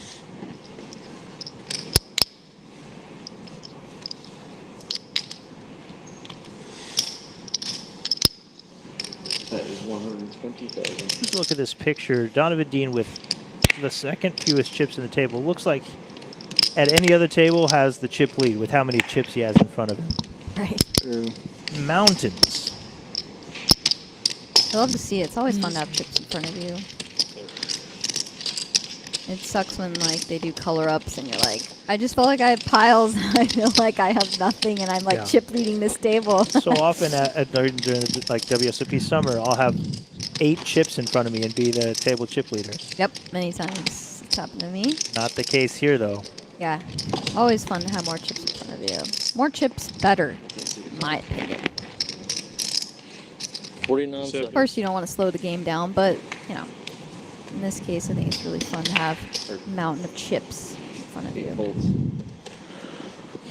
There's so many even stacks here, and Carlene, our shortest stack, still with a lot of playability, as I've said, and He finds ace-king suited under the gun 1.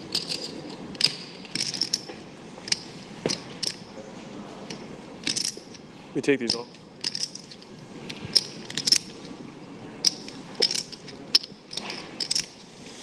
Josh thinks better of it, rightfully so, and puts in the fold. All the way to Andrew's weak ace in the big blind, tosses in a call to a flop with a dominated ace.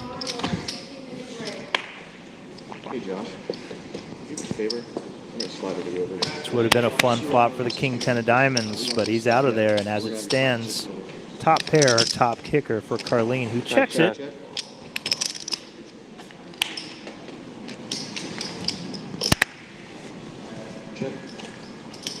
Not much working for Andrew, checks it again.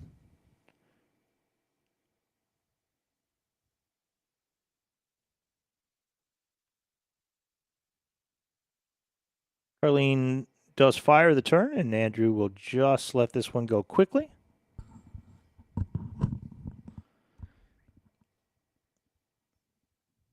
As our chip counts here, I believe we are heading to another break.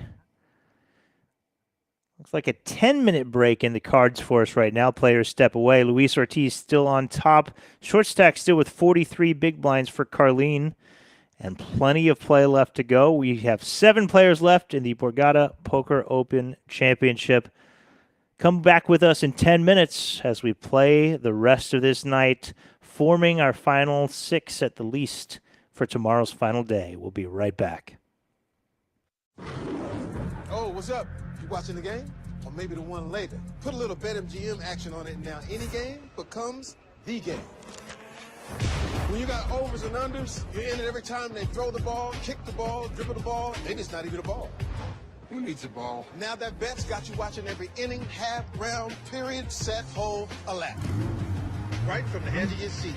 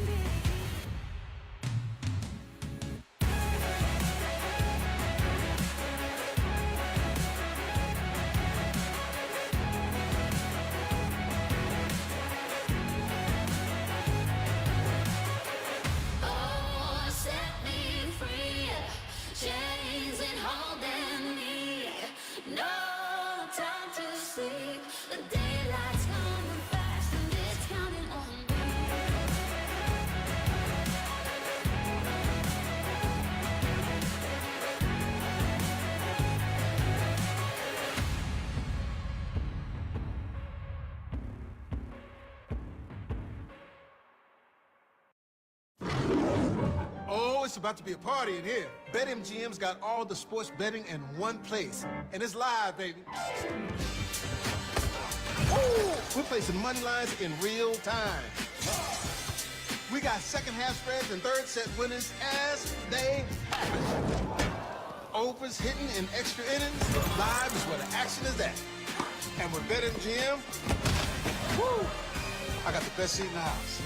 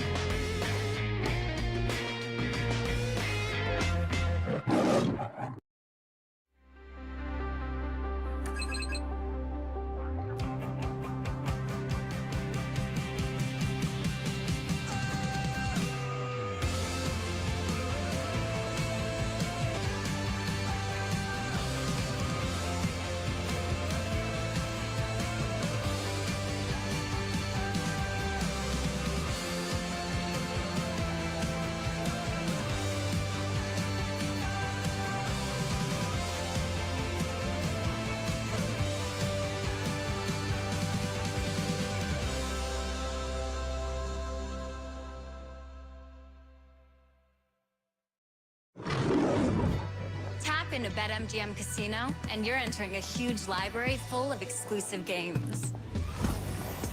Games you won't find anywhere else. Looking for jackpots? Right this way. You'll always find someone ready to give you a hand. Or some dice. Your favorite game is waiting for you. On America's #1 online casino. Oh, what's up? You watching the game? Or maybe the one later. Put a little BetMGM action on it, and now any game becomes the game. When you got overs and unders, you're in it every time they throw the ball, kick the ball, dribble the ball. Maybe it's not even a ball. Who needs a ball? Now that bet's got you watching every inning, half, round, period, set, hole, a lap. Right from the edge of your seat.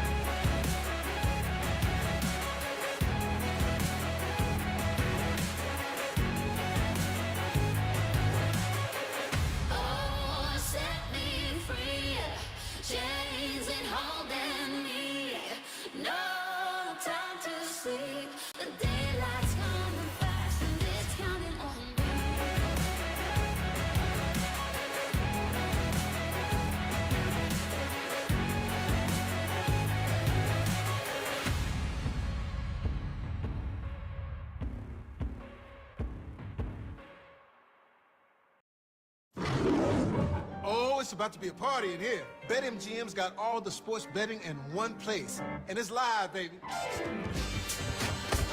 Woo! We're placing money lines in real time. We got second half spreads and third set winners as they happen. Overs hitting in extra innings. Live is where the action is at. And with BetMGM, woo! I got the best seat in the house.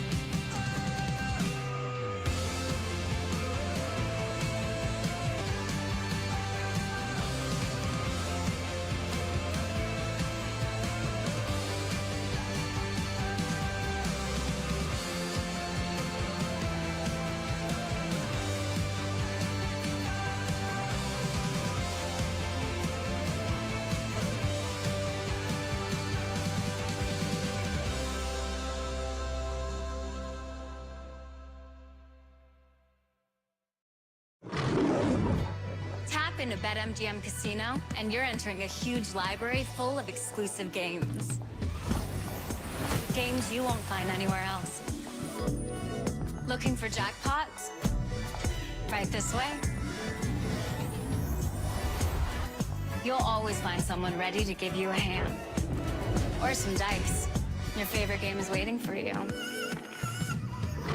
On America's #1 online casino.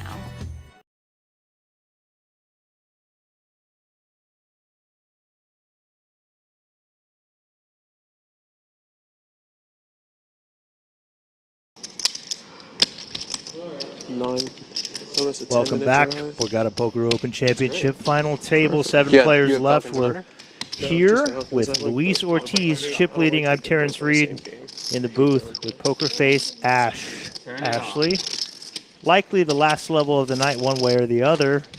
How you feeling as we're closing this out? This has been such a fun final table, as lots of deep stacks and room to maneuver. We've seen some sick plays, some fun stuff, and yeah, feeling good heading to close this level out. Likely the plan is, like we said, always playing down to 6 or midnight, which here on the East Coast means that this last 90-minute level is in play because we're on a 30-minute delay. So likely ending at the end of this level unless we reach 6 players first.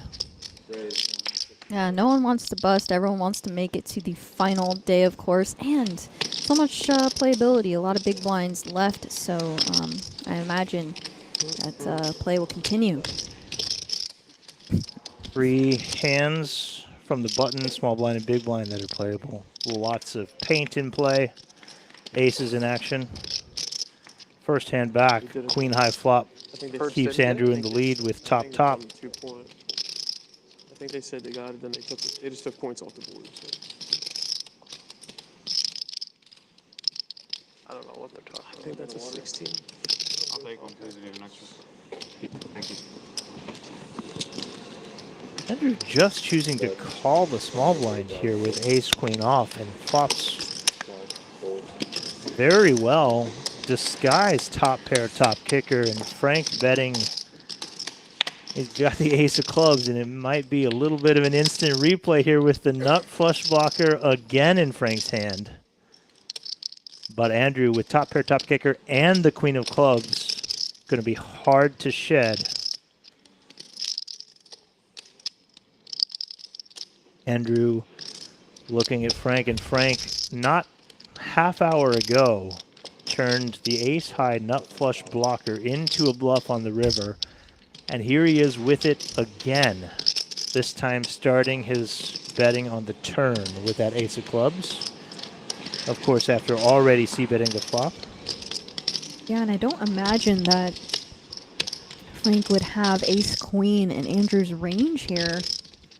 So wouldn't probably put Andrew on this strong of a hand, as he would expect him to 3-bet the small blind a ton of the time with this type of hand. Both players the club. Andrew doesn't know that Frank has the better club. What's your name, man? Ryan. Ryan? Ryan. Nice to meet you, man. Josh. Wow. Florida guy, right? Florida guy, yep. I think I've done you. Andrew just lets the ace queen go. Okay, nice. I just didn't, I guess you didn't have a number. I don't know if the card reader was wrong, or that just seems very I don't do it anymore. unlike him and unorthodox, and I couldn't imagine a world where he'd be folding there. Yeah, my skepticism hat is on in full display. Card reader might have been off, but if not, then a lot of respect shown to Frank there. Yeah, I'd be willing to bet that wasn't the 2 cards in Andrew's hand, though. Especially just even playing it that way pre-flop. Right. That would make a lot of sense if the reader was incorrect there. That's brutal. Yeah, I mean, the whole pool got murdered. I mean, I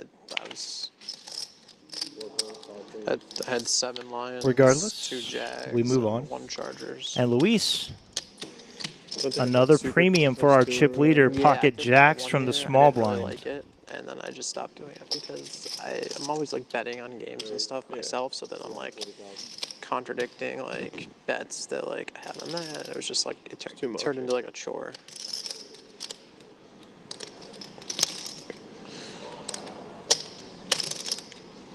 Yeah, I was annoyed enough having Eagles in the suicide and then Falcons spread. You know, that's, that's happening every week. I'd be tilted. They're talking football. Here we are on a Monday night on the East Coast. Falcons and the Eagles playing. I've ran into more people that hate the Philadelphia Eagles here than follow them, even though Really? they're so close. Too. Yeah. So, I don't know. As somebody who's not from this area, there's a lot of ire towards the Eagles fans, which I didn't know existed. Yeah, I was at the game. Feels like every person I meet says they're the worst fan base in the NFL. Yeah.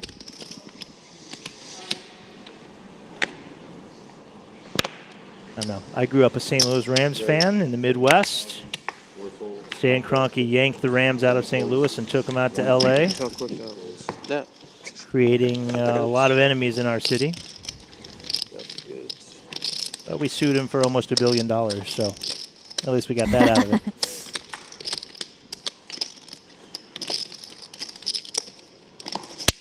Yeah, last year there were like 330 entries left. And I had 2 of our 10. I do it with the 2 other guys. We do it together. But like 220 people were on Lions playing the Packers on Thanksgiving at home, and you know, we all got busted. But Sports betting not legal down in Texas, but legal out here. You ever Right.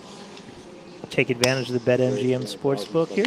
I did yesterday. Put in a little fun bet. So, Okay. yeah. How'd we do? It pushed, so I heard that's kind of a win. Yeah, I but don't really no sports fun. bet, so yeah, no fun. Though.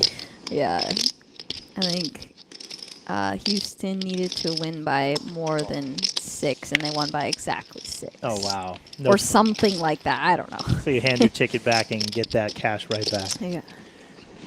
Top pair versus second pair here. Josh in the big blind, Andrew in the hijack. Oh, look at this. Josh just called in the big blind after an Andrew raise. Under-repped hand. Playing the 80K big blind level. Just over a big blind bet. No improvement. Slow play continues from Josh and Andrew. Now with third pair. Check, check. Doesn't improve. Holds the 9, which does block some straight draws, but has plenty of showdown to get to a river. To get to a showdown, that is. Does take his 7. Josh will show he's got some slow plays in him in the big blind. Yeah, I tried to induce Andrew there. Didn't bite, as he had enough showdown value. Offended? Scott in the chat. No, not Lexi. I'm Terrence, but this is Pokerface Ash, vlogger extraordinaire, poker player, commentator. Hello, hello. New Above the Felt member, right? So over there on Tom Wheaton's team. Yeah. Congratulations on that. That's exciting. Thank you. Very exciting indeed. As is Darren, Above the Felt member. Darren Eliza. Finally got to meet in real life just a little bit ago. He joined us for some commentary, so that was fun. Who's not on the Above the Felt team these days? They're scooping up all the talents. Yeah, happy to be here. It's been fun and very exciting. Final table here as Carlene wakes up with Ace King in the cutoff. Blinds have gone up 40, 80K, 80K. So puts in the 3 bets.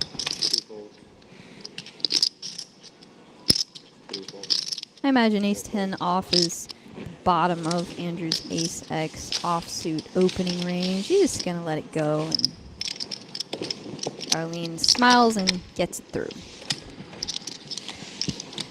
Andrew does act quickly when he knows what he's going to do. Obviously thinks through difficult spots, make sure he's making the right play. But when there's nothing to think through, he's happy to just make the quick fold. Right.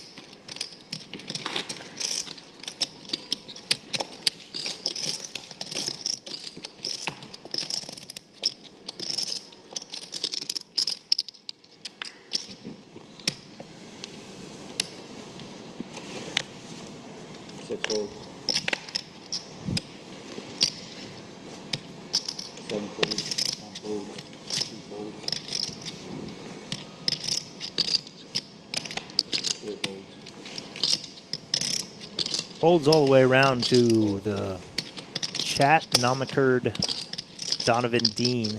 Monikered Donovan Dean from the small blind, who limps in with the queen 8 off. Frank looks down at 7 deuce. Kind of raising best of hands, worst of hands spot here. Exactly, yeah. This is one of those hands where if you're going to kind of have a raising range, you got to have value and trash. Well, 7 deuce kind of qualifies as trash. But Donovan Dean, sticky, comes along with queen 8 off to see a flop. Yeah, we're not playing a 7 deuce game. It's just honestly a matter of balancing your range. In this case, that's what Frank's doing. You can't always just raise the strongest hands or you'll be predictable. So here we see him taking a line with the worst hand in poker, as you're going to have to do sometimes. Well, 7 deuce doesn't often win by just making the best hand, so aggression takes down that pot and nearly 1 million chips shipped over to Frank Finaro. Yeah, and that's what makes the best players in the world so tough to play against. You don't know if they have aces or 7 deuce, and that's kind of the whole thing about it. And yeah, aggression wins and also position wins. So Donovan's gonna have to relinquish a lot of hands being out of position against a player like Frank. It's just gonna happen. It's just part of the game.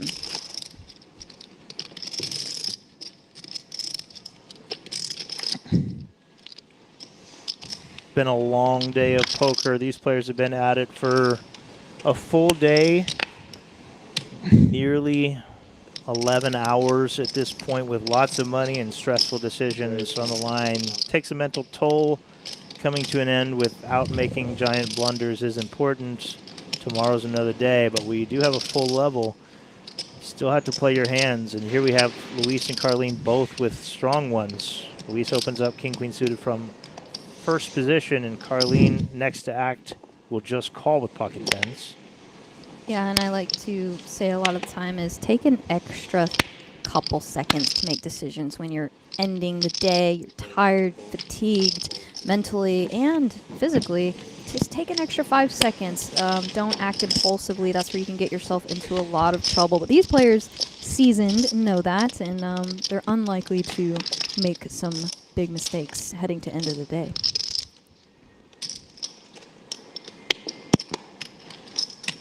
Interesting flop as Luis flops 2 overs and a flush draw to Carlene's pocket tens. Chooses not to continue. Knows that that flat out of Carlene is a very strong hand very often. Doesn't bet, despite flopping pretty well with this pretty king-queen suited, and we'll see a turn. 5 of hearts, nothing for either player. Yeah, and as Luis, you get to check a lot out of position and try to realize your equity as much as possible. Being out of position is tough, and obviously you flopped a strong hand, but you want to just try and realize your equity. And sometimes you get to check raise, and you know, king, queen of diamonds can be a check raise, but Carlene checked behind, and now turn, he does start betting. I imagine pocket tens too strong to even consider letting go of at this point.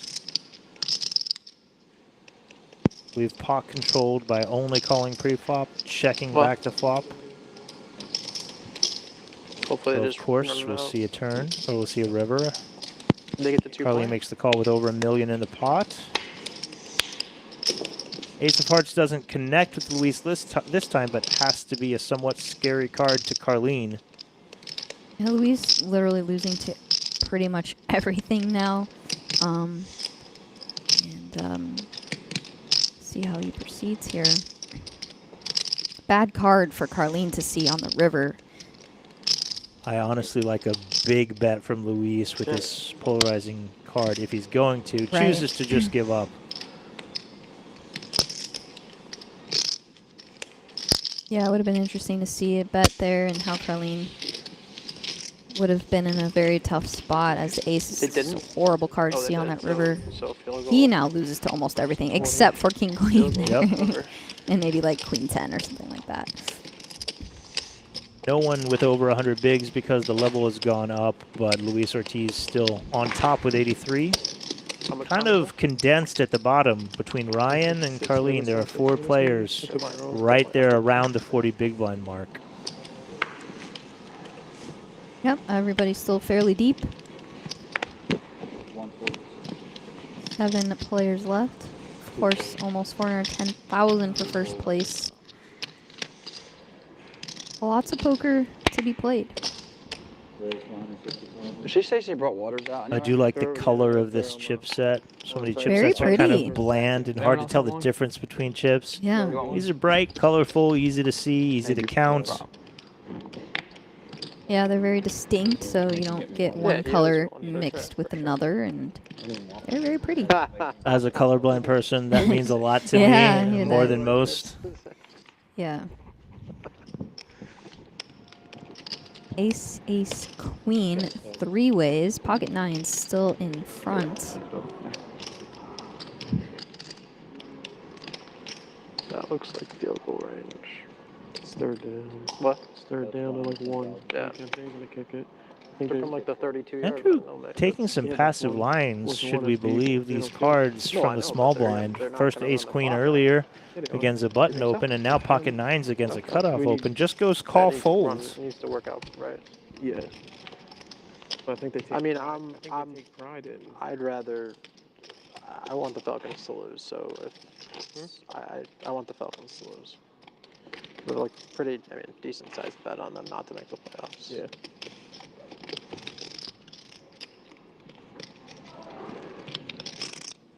Okay. Nice.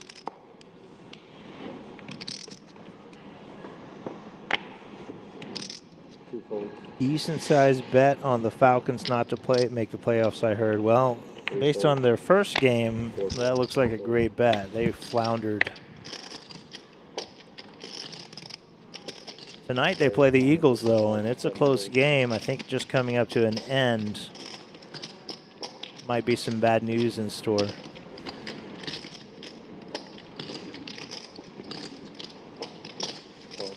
Carlene comes along with the suited king after Ostapchenko opens the button.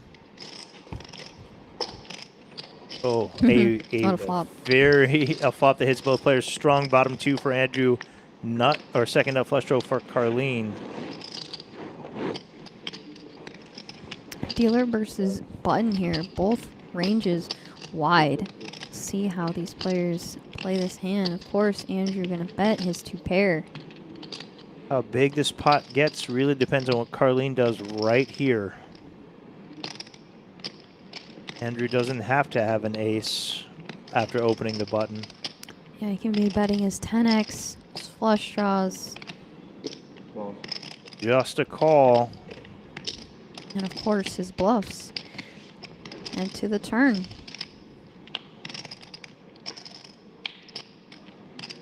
Five of hearts, no help to Carlene's diamond draw, and now he's left with just diamonds. A great card for the 2 pair of Andrew.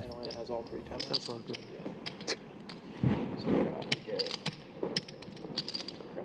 3 yards, 3 yards. Playing out his stack. It's what my Pee Wee coach taught us. If you get 3 yards every down, you get a first down every time. I believe the bet is 400,000. Oh, 600,000. Excuse me. There he 2/3 goes. pot. A little on the bigger side. Puts Carlene in a tough spot. Setting up a pot-sized river bet should Carlene continue.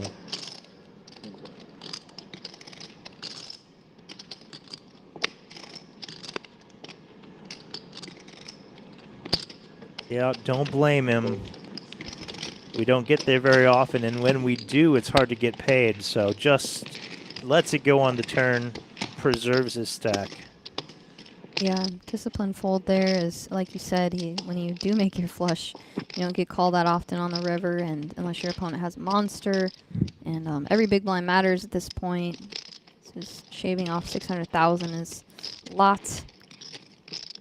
Good sizing by Andrew, sizes up on the turn, gives the opponent a bad price. And to note, he didn't even have the nut flush draw, so you could still be way behind a nut flush draw. Good point. For you Donovan Dean fans, rejoice that the pocket jacks from +1, finds a premium, opens it from early position.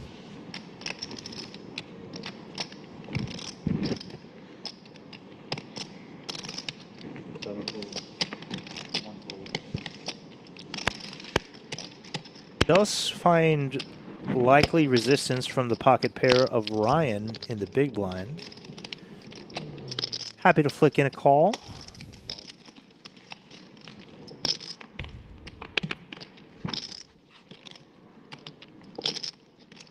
Three big cards. Both players looking at overs and the 4 of hearts on the turn. No good after a quick check through. Quick check through on the turn. Might be heading to a very cheap showdown. Will Donovan goes for some value? He does.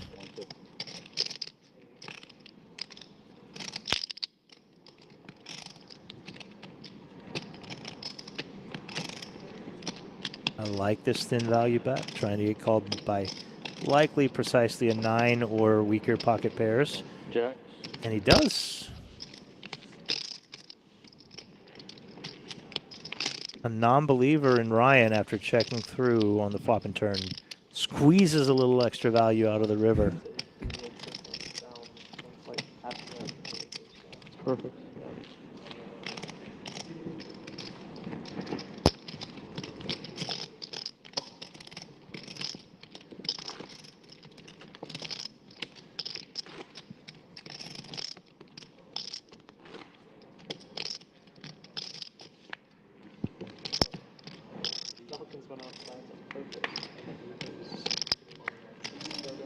Love that. Told you they love running that clock, yeah. It's a point of pride.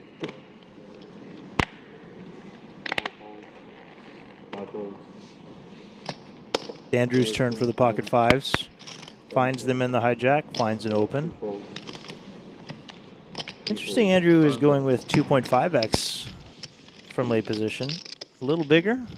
Gets folds from his opponents very quickly. Likely would have been the case regardless, but regardless, here's our stack sizes. Ashley, you're a poker player. Are you a night owl? Is this standard timing for you? Is this like middle of the day for you, basically? Yes, we'll just say, yeah, I don't sleep that much these days, and when I do, it's not at night. So I'm a night owl.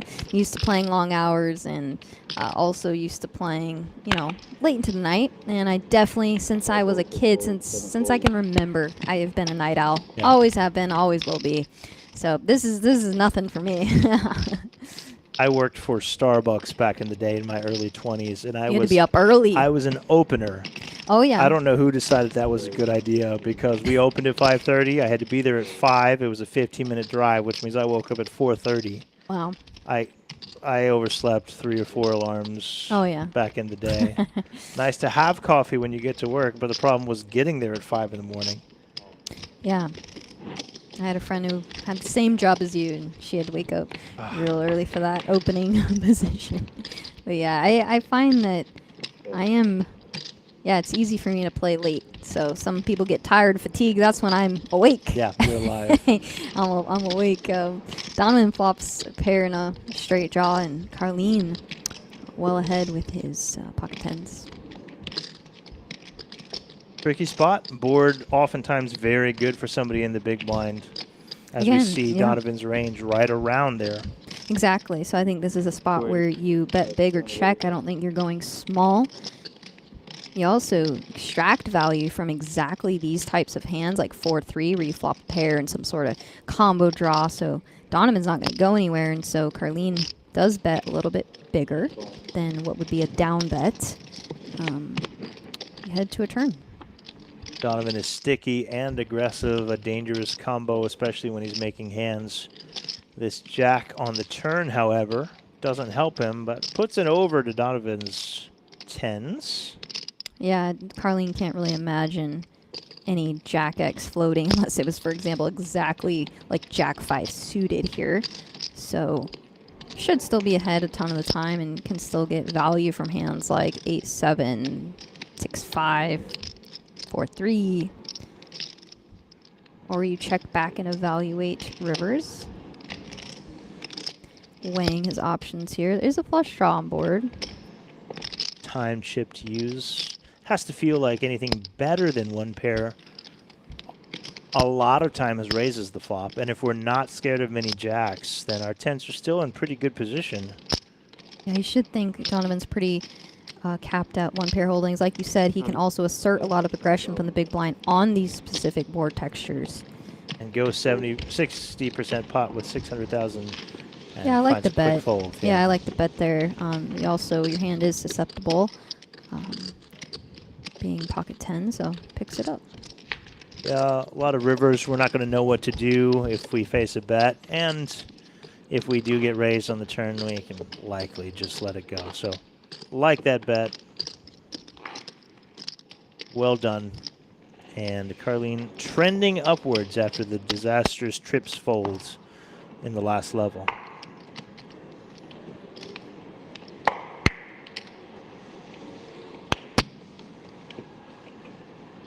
Chip counts feel like an instant replay. 80 big blinds at the top, 35 big blinds at the bottom. We are, as we've said before, in our final level of the evening, according to plan, backing at midnight whether or not we reach the goal of 6 players. Probably an hour or so left of play. An hour or so left of play.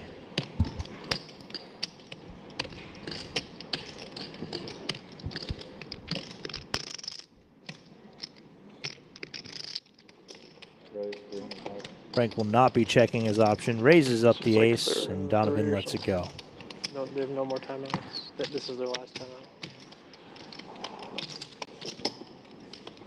Good player will fall down if they go first down. And Donovan probably going to be limping Pretty probably sure most of his range instructed to not to Frank. When you're deep and you have an aggressive player on your left, it's a nice spot to I mean, Atlanta balance should with just probably limping 100% of find a lot hands, of which is score. I mean, what I yeah, often either do way, it facing doesn't- aggressive Not opponents. now. 3 point. Yeah, I guess. Yeah. Depends when the possession started. Yeah.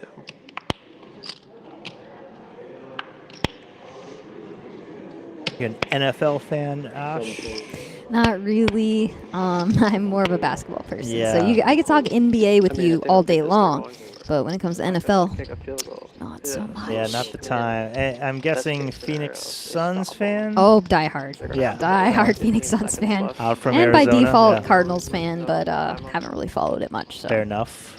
So they should have let him score. There's one sport we never had in St. Louis was the NBA. The closest team was the Memphis Grizzlies. Okay. which was Yeah. 4 hours away or so.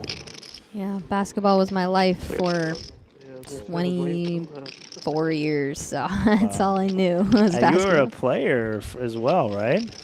Yeah, I played in high school and college and coached college basketball, so I lived and breathed it for a long time. So I could talk NBA all day long, but football kind of loses me a little bit. I remember we talked about, we were both on the WPT cruise. Uh-huh. I think we talked about making some sort of prop bet I'm at waiting. the basketball court. I'm waiting for but my it- prop bets. It never happened. We were supposed to Mark play a game my- of horse or something? Mark my words, anybody in the poker community, I will Wow. challenge anybody in a shooting competition. That's strong. I will. Anybody. I was trying to get Phil Helmy. I thought it would have been fun. Yeah. It didn't pan out this summer, though. I think he had a big prop bet on a free throw or a Yeah. three-point shot, and he won, if I I remember right. wanted in on that so bad, but I'm already like deemed a ringer, so can't. See, you talk too much Yeah, trash. I you need to expose undersell myself. yourself. I yeah. know. Yeah. Well, my stats are out there. You can see my stats. It's not good for me. I have a feeling if I Google your name, your poker stats come up before your basketball these stats days, these days. yes, yes. So you can fly under the radar. Get yourself a good line on these prop bets. I know. Arlene opening with suited ace under the gun. Andrew opting to call in the small blind, retaining some strong pocket pairs They here. did? Pocket tens. No way. Facing the under the gun raise. Yes, exactly. Oh my god, what the fuck? They must have got a penalty or something. Or... 4th and 3. That's crazy. Queen Jack 2-1 spade. Queen Jack 2-1 spade. Carlene with That's back doors. Andrew I with don't get third that. pair. Time was left. 1 minute, 30 Oh, seconds. so I guess 1:30. that makes sense. Honestly, a minute 30. scary flop for I an thought it under the was gonna be gun I guess opener. a timeout Jacks, situation, queens, crossover. kings, aces, and ace king all very present in that range. Yeah. Tens not doing great against any of them. However, makes the call and sees a 7 of hearts turn that likely changes nothing. Will Carlene find another barrel, picking up no equity on this turn? 2 aces dead. We know he's got 1 out. Oh, and it comes in. Wow. The ace of diamonds, lone ace left in the deck, drilled on the river, bails Carlene out. Andrew does double block the nuts. Just saying. Facts. Yeah, his hand just shrivels up here on the river. He beats like almost nothing. Carlene.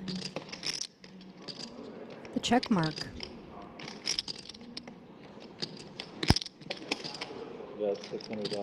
Oh, a big bet from Andrew. Bets nearly pot. Carlene might sniff this one out. He's made some tough folds. We've seen him make tough folds in that other tournament as well, the Almighty. I think Andrew might be thinking that Carlene continues with ace king, ace queen, ace 10 maybe, and so maybe a lot of aces wouldn't check back the turn, but ace jack in particular definitely would. So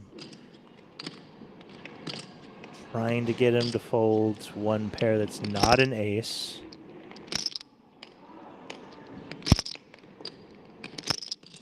Perhaps that double blocking effect in his mind, as you mentioned.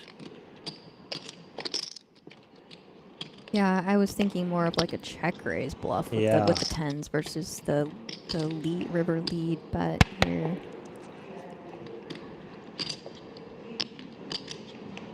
Carlene not beating a ton when he's facing this here. Like Andrew, if he's some sort like had like a suited ace on the flop, you know, you're probably just check calling. So the river anyway. So see if Carlene can sniff this one out. Smaller bet would likely be a trivial call after making top pair, but a 85% pot bet makes this a little more thought-provoking.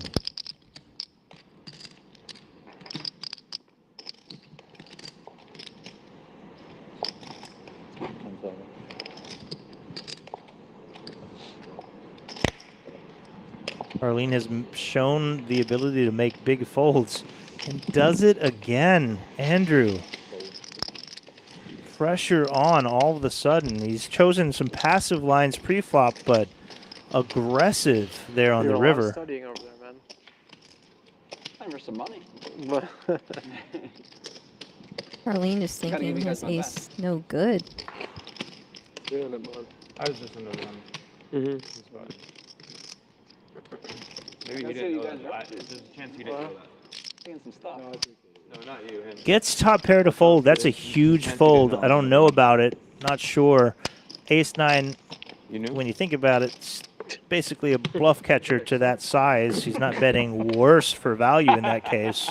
Right. Yeah, That's what makes that spot so tough. Is he's telling a story that Carlene's ace is no good, but he can probably find some bluffs. And yeah, I think that was maybe a little bit on the tighter side, but Carlene has shown that, you know, if you can get him to fold good hands if your story checks out, and hesitant to put it in with just one pair and tries to find a better spot. We'll see if one presents itself. yeah, these players are so tough to play against. It's just what makes it so hard. Hearts on hearts violence.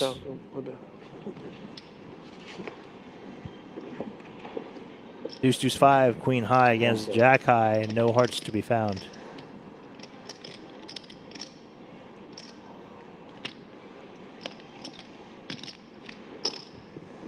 Everybody's 225,000.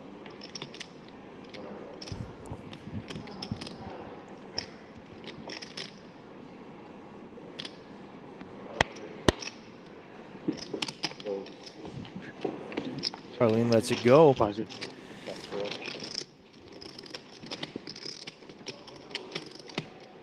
What happened? Yeah, it's one of those Yeah, I think things, scored you a know, touchdown. Carlene's made a No couple way. I big think folds they at got this a final nice table, and yet $9 so the extra points he can has put the yards success, not only in this tournament, but also final need an extra table, the point? Almighty Million, took third Maybe place in that one less than a week ago, Try to win. has made deep What's runs. what's it usually? It's easy to criticize, 33. and maybe, you know, some of these folds 50 are a yard little extra point? What do you tight. off They the next definitely yard are, rush for that shot? I don't matter. know. It was like a 7-yarder too. It But, wasn't like you know, if his opponent had a good hand or had his hands beat, we'd be talking a very different story. Easy to Exactly. say with cards up. Of course, and every spot's huge, and of course they're playing for a lot of money, so you don't fault him for giving his opponent credit for a better hand in that spot. Of course, we can see the cards, so You made it.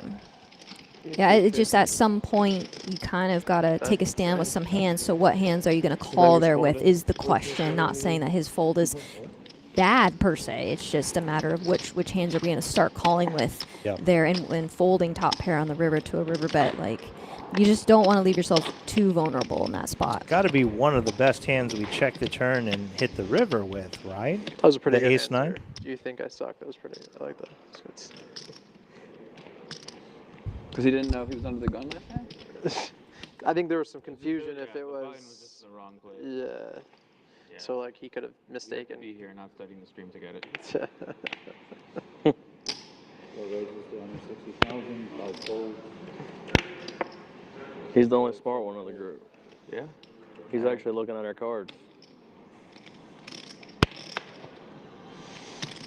No TV in-house for players to watch the Kinda stream, matters. but they can step Kinda away off the matters. stream to check what's happened half an hour ago, gain some information. I mean, I would take. But when you do that, you're not present at the Worth a table decent to bet. learn more stuff about what's happening at the same time. You can do it for $100?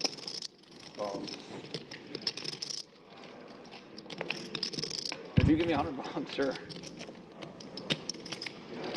So, No more card dress no though. more cards for the rest of the time? Yeah, right. He's gonna go watch it in bed. Not even tonight. I mean, I'll watch it when I get home. Yeah, for the rest of the night. You could do like a bet or whatever. Alright. No one can look. It's probably worth a lot more, but I would just Yeah. do it for fun to take $100. I don't know. Definitely worth more. Check. Ace. All the way to the river, ace high, very Yeah, often should good look. in that situation. In I'll this pay you case, it is $100 as well. Not to watch it for the rest of the tournament. I can't do that. I don't know. You said you said you would do it. No, for like, it could be 10 minutes. 10 minutes. Come No, on. it could be 10 minutes. Like, I don't know, just end it at night. That's what he said. Oh, okay, okay. No, the whole tournament. no. Today, I know you. while we're at the Borgata. Yeah, I can't do that. Oh, It's probably worth. I mean, it's too much. It's too easy for people to cheat, though. No, but he's just saying while we're. Oh yeah, I guess on break. Yeah, on break and. Yeah. Side bets While about the, Sorry, tourna- guys. while the I'll be tournament watching some- while the tournament clock's running. While the tournament clock's running. about not looking at hands on the stream, trying to see what the number is. Would they take $100 to not watch it? But then immediately said too You just easy have the screen to over there, so you know, We did you it the know, other- be in bad we did faith the cash and game check it night, anyway. Oh yeah. Poker players looking at all the Yeah, you angles, can't even for an check that. imaginary prop bet. Oh yeah, for the Almighty, they had it in the training.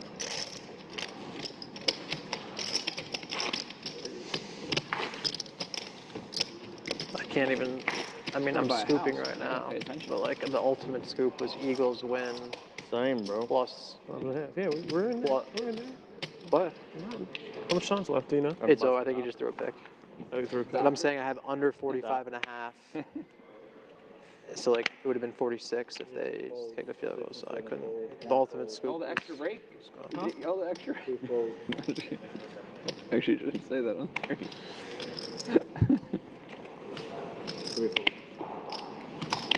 Call. Same thing again here where it folds around to Donovan in small blind. I could have. I believe it. Frank opting not to raise this I believe one. it, bud. Check.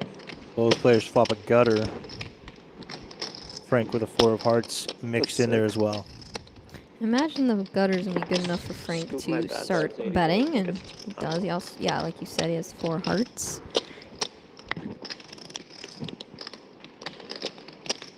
Yeah, don't blame Donovan for just letting that one go. This was probably the best outcome, actually. So you win them all.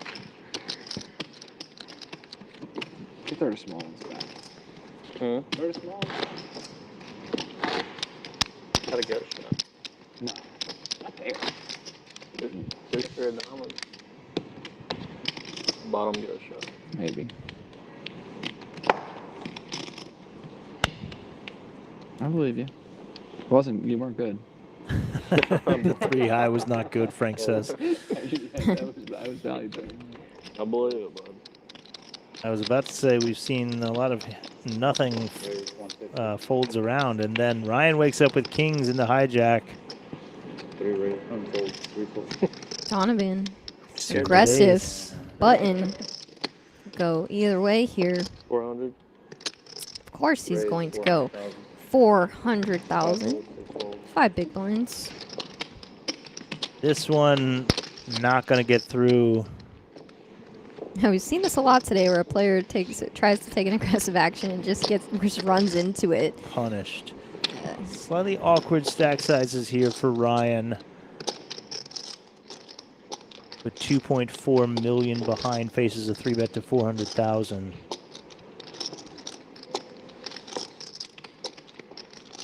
If we go small, leaving an appropriate stack size behind, then we give a good price to our opponent. If we go big, then All in. scares him away. Big is the choice.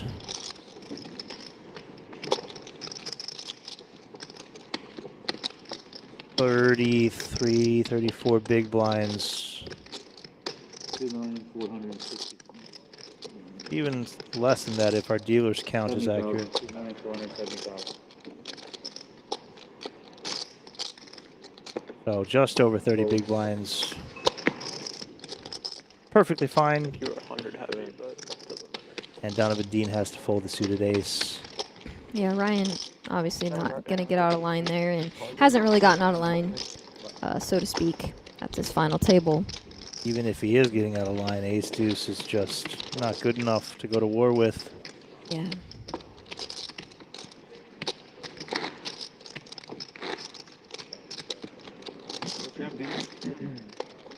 What? 2.8. 2.7. Like sharks circling the water, Donovan Dean all of a sudden our short stack, and players start asking him immediately how much he has. So 1 fold, 2 folds. 3 folds. 160. Raise 160,000. Donovan in the cutoff going to raise his suited king. Frank, though, ace 5. the cat jam, Suited on the button. not going to be a jam this deep, but Yeah, a hand that has a lot of different options. He opts to flat in position on the button. Going to go heads up. plays well post flop of the suited variety. Unfortunately, 0 spades present, and Donovan flops a gut shot, and over, and backdoor flush draw.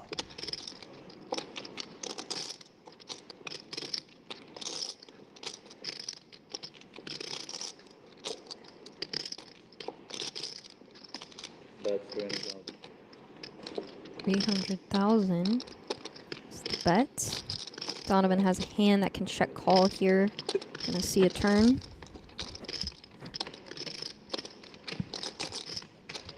$1.1 million in the pot, $2.1 million in Donovan's stack. An important pot for this man. And just drills the straight. Though the front door flush does come in, has to be a welcome sight for the most part from Donovan. It's hard to make a flush. Yeah, Frank's hand theoretically just dust at this point. One of the worst hands he'll have in a pot like this. Which, yeah, okay. He does decide to check back. Board pairing 6 river. Donovan's 7 looking even better. Almost like he can see Frank's cards. Slips it over, gives him one last chance to fight for this pot. He gives up.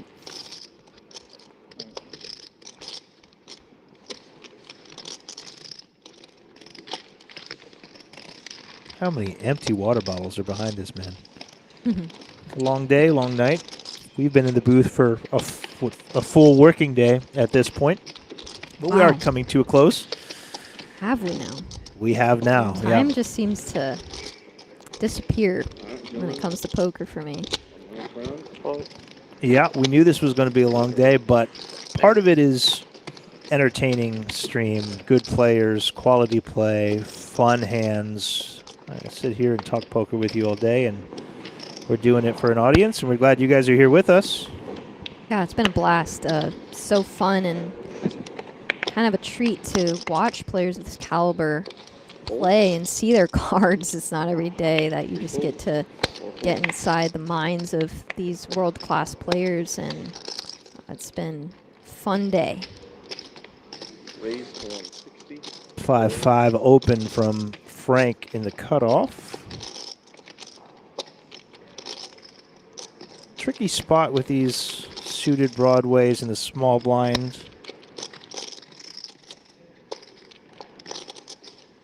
These hands are a mix. Can go either way. Call, can 3-bet. Luis chooses to 3-bet. Both players very deep here. And very similar stack sizes. Frank looks to set mine. Would And- love to see a 5. Yeah, and also has position, so probably takes that into consideration as well. Instead, it's Luis with top 2, a beautiful development for his 3-bet from the small blind. Yeah, and this board, fairly dynamic. A lot of straight draws, gut shots, paired plus, flush draws even. So it's a very dynamic board. Interesting check over to Frank.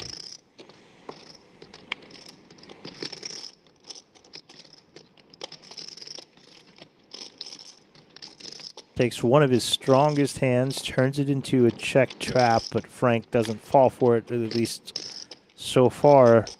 And an 8 of clubs, inconsequential turn. Does present some more straight options. Makes it a little more dynamic as we get ready to head to a river. But just an underpair for Frank. Will he have a chance to see it?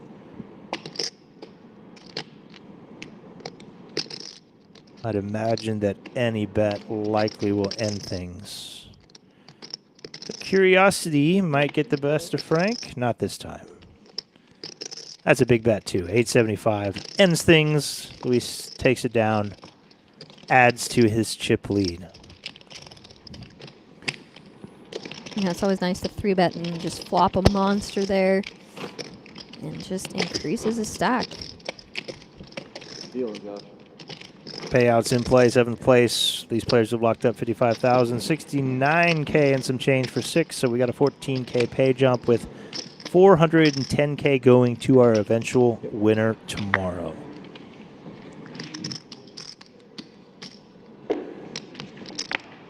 Fold.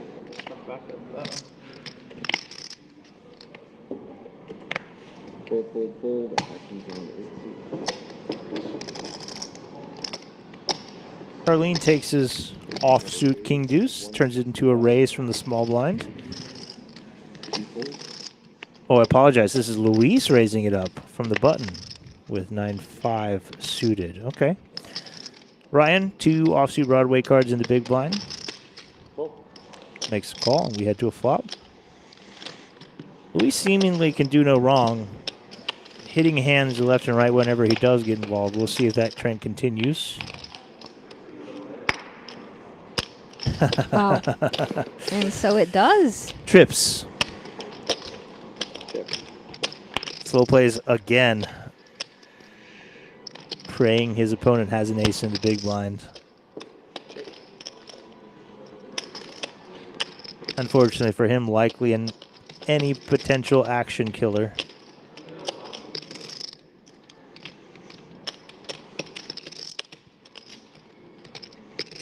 Bet is 265.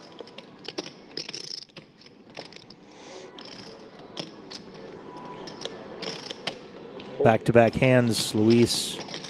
3 bets queen 10 suited, flops top 2. Opens the button with 9-5 suited, flops trips.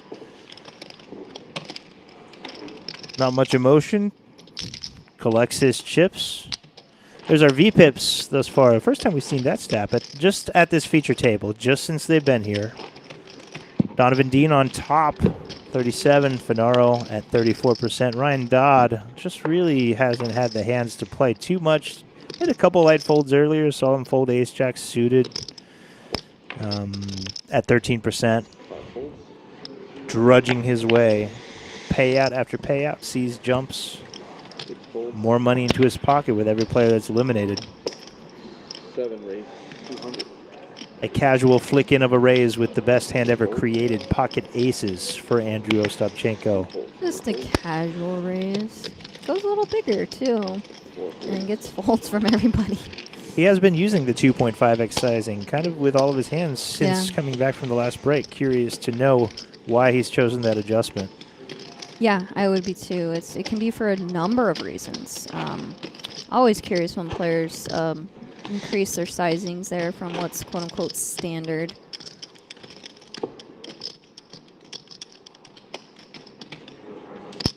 Can disincentivize the big blind to call with a wider range, but it can also just build pots for you if you think you have a big advantage to just build pots. That extra half a big blind actually matters quite a bit when you're talking about, flop, turn, and river sizings. Every little bit piles up, accumulates. Still hate to see everybody folds to your aces. Yeah, though. no, That's the downside. When you finally have it, yeah, it sucks. Frank Finaro opens a premium from under the gun. Pocket jacks. Once more, everyone lets it go. No action for Frank and Andrew. Arguably two of the most aggressive players at the table, although Donovan Dean making an argument for himself as he's willing to mix it up.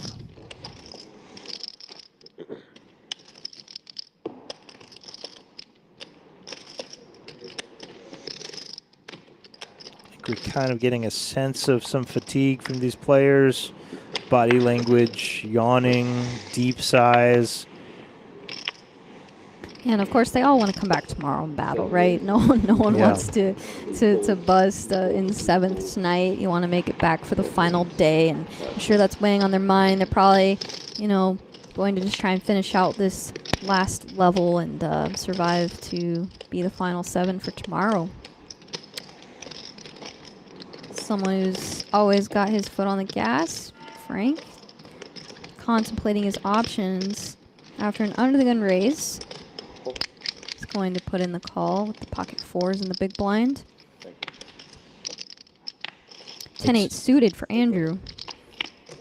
Couple of hands could flop pretty well on their own, and Andrew flops the open ender. A bad board for Frank in the big blind.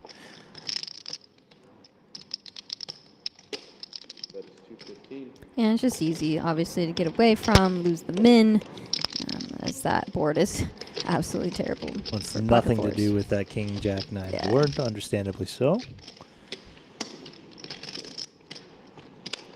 Really doesn't matter what Andrew's holding. You can just bet with abandon and take that down so often. See the shot clock to the right of our dealers. Shot clocks are in play. We've got 30-second decisions. Players do have timed chips to extend that anytime they need one. We've seen them implemented many times. Got to be careful, though. Don't want to think that's a call they're flicking in. Yeah. I've done that before. Yep. Folds, 3 folds. 4 folds. Sad this series is almost coming to an end. Feels like it just started. September 3rd was the first date, just under 2 weeks ago. Tomorrow's the last day. No more Borgata Poker Open. Tomorrow night we close this thing down. And, already looking to January. Yeah, time flies. It's crazy. And I've been here for, almost a week now. It's been a fun week. They're saying it was. Check.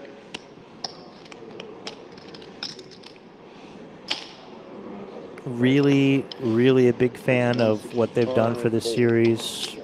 The space that they've chosen, as well as making things a little special here. Very much hoping to be back for future stops, was as your well Survivor- was your as bet bigger than your Survivor? that Kelly DeSellis here, the poker room manager, and the Borgata team can Survivor's continue to make use of $100. these very cool Yeah, shit ton of spaces. people. Both this tower, the Overlook, and the MGM Tower, Probably- as it'll be well like- as the yeah, conference center It would've been nice. over on the Like Borgata you said, side. audience, every survivor, it's being alive right now. It's Yeah, huge. beautiful Yeah, I place know. to play poker. I Top hope down they so much. do this again. This has been fun. Really fun. Yes.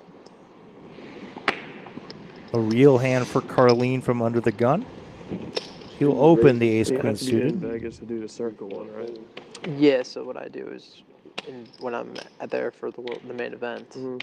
I sign up before I leave, Makes sense. so I don't have to go back and do it before the Get a season feeling that starts. Donovan 'Cause Dean it's is open in, like, May or opening something. up a little bit, calling with a 10-jack call from the cutoff, But, I wanting mean, to play some poker. This one's there's Yeah, over wants to get involved, it 14,000 seems. entries this year. 14.2 mil for first. Frank suited ace 10, happy to see a flop on the button.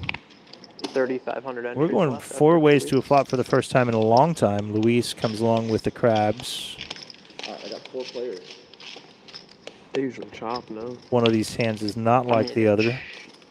It's chops just because a few people make it through to the end. Yeah. It's not like a chop. Everyone now has a pair. people agree to Carlene's chop. top the best of them. I mean, so last year there were like, I think it was like 9 point something million for first, or 11, I can't remember, but Really, yeah, really dicey people 4 chop. ways to start putting chips in. but you know, there's so many people. Frank, though, not afraid. He's going to use his position with his pair and backdoor heart draw. And You Christmas really is want to keep the week. pot manageable. So you Even have, flopping a hand as strong as top, 4-game slate for you're Thanksgiving, out of 'cause position Black 4 Friday counts ways. too, You and just then kind of want to 3-game try and slate realize for your equity as much Christmas. as possible. You have to win 20. you have Love to the pick really 20 small bet games here. It to win, accomplishes a which lot. is Cleans smart. up your equity from the hands that you are beating, lets you take control of the pot from the hands that you're not, and gives you all the options as we head to a turn.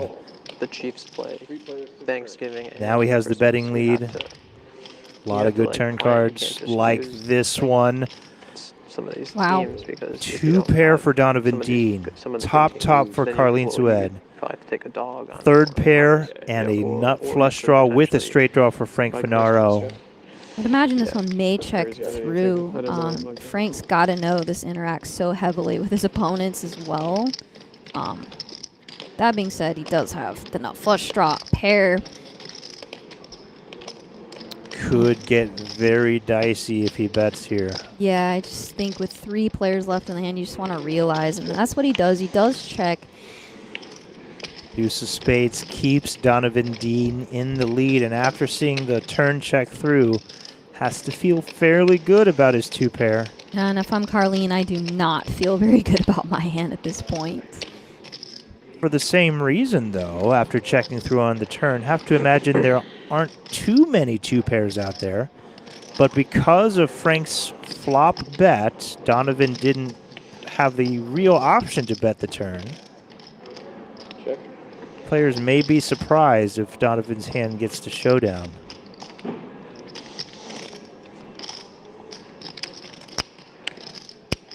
Yeah, multi-way just gets really, really dicey. So many players sharing cards. There's 3 ranges to worry about. Flop, turn textures just change a lot of things. This hand could have played out so many different ways. Carlene could very much still could have had ace-king, but once he checks the river, kind of signals that's not the case. And I think that's what Donovan's thinking right now, because ace-king could very well have still been in there, but he's thinking he probably just has the best hand, can get value from hands like ace-king, or ace-queen, king-queen. Queen-jack's still a possibility, though. However, Donovan goes for it. And Frank's got to know his hand is just, like, not great at this point. I don't know how much queen-jack is even in here. After the turn checks through, you got to think that Frank would have continued with another bet on the turn. Yeah, I think Donovan most likely to have the most 2 pairs here, I think. There's a lot of 1 pairs in both Carlene's and Frank's ranges, and Donovan astutely assesses that and goes for value from them. I think if there's one player that Carlene might, he's made a lot of tight folds. Donovan, though, has been very active.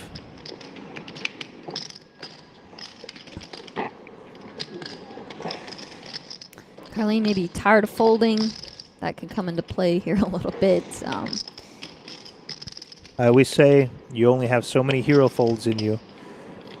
We've seen him make a ton, not only in just this tournament, but the one we had before, the 500 Almighty stack, where he came in, I believe, 3rd place. So we'll see what he decides here. 600, about 8 big blinds. 25% of his stack behind. He's under-repped this, perhaps in his mind, by checking flop and checking turn. Two-pair. He does call. Frank's face. Finally makes a stand and gets shown the 2-pair. Look at Frank spot. looking at Donovan. 10-jack off, really? Okay. Yeah. Your button. He opened Flatting that was actually somewhat unconventional. It's just, you know, pretty weak. It's not suited. Facing under the gun open, but ends up winning the pot there and chips up. A much needed chip up for him, as he was pretty short, getting a little bit short there. So now Carlene, our new short stack, with 22 big blinds.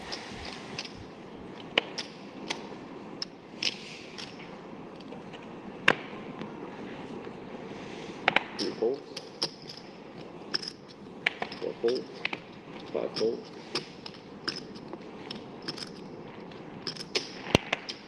Raised to 160, 7-8 folds. Carlene has to be frustrated. Pretty much every big river decision has been incorrect at this point. Folds when he should call, calls when he should fold, and Fold. that weighs on you as a player. You start to question your decision making if everything you're doing on the river and these big pots is wrong. Yeah, it can be such a defeating feeling. And then also that, like, kind of up-stuck feeling in a way of, oh, I could have so many more chips here. And that, like you said, it definitely weighs on you. Got to try and stay focused and finish this level out strong. Thank you. Continues to collect chips in smaller pots, and then the big ones go to his opponents. Frustrating for sure. Four folds. Five folds. And that leaves him as our short stack with 20 big blinds. Raised to 165. Question is, will he find a bag at the end of this night, or will he be the next eliminated? I think he's going to find a jam here. All in. And he does. Right on cue. Yeah, pocket nines just performs so well as a jam there. You have fold equity and gets it through. Could have King-Jack a lot. Or 20. Just after midnight here on the East Coast. So happy you all are closing out the night with us. Thanks for being here. Borgata Poker Open streaming the end of tonight and coming back tomorrow to play down to a winner. It's so deep. Appreciate you closing out this night with us. Been a fun tournament poker stream. Final tables so often aren't as interesting because there's a lot of short stack play very often. This one, not the case. Very deep stacked, very talented players. Lots of interesting spots in decision making that we get to sit back and enjoy. Yeah, it's been really fun 7 raises to 400,000. watching these players navigate with such deep stack play.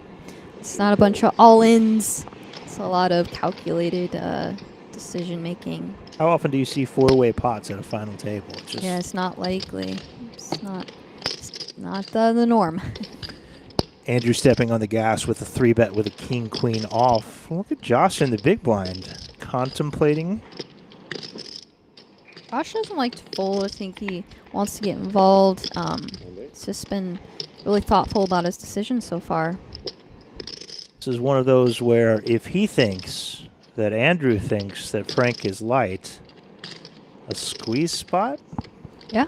Definitely light with the Jack-9 suited facing a raise and a 3-bet, but Yeah, it becomes more about configuration and dynamic, and I wouldn't hate it. Wouldn't hate the cold 4 here. I mean, I always love action, but not this time. Thinks Yeah. better of it. Yeah. Nothing's easy, Andrew. Oh, stop. You weren't sweating. He's having Even if fun. you didn't have it, you don't care.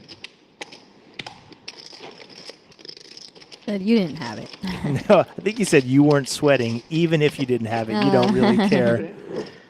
Oh, that's a good point. Speaking to the experience and the comfort level of a man like Andrew Ostapchenko, who has seen it all. Too big of a wimp.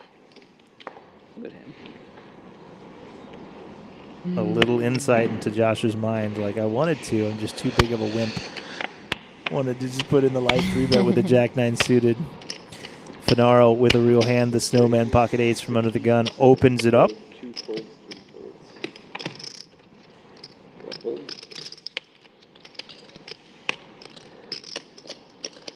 What I'm talking about. Dean's in there to play some pots. Donovan comes along with Queen 7 off. What the old school guys would call the computer hand.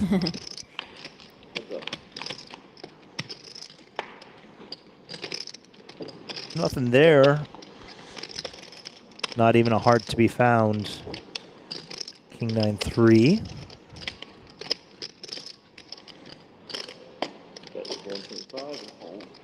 Frank makes his life easy, puts out a bet, ends it there.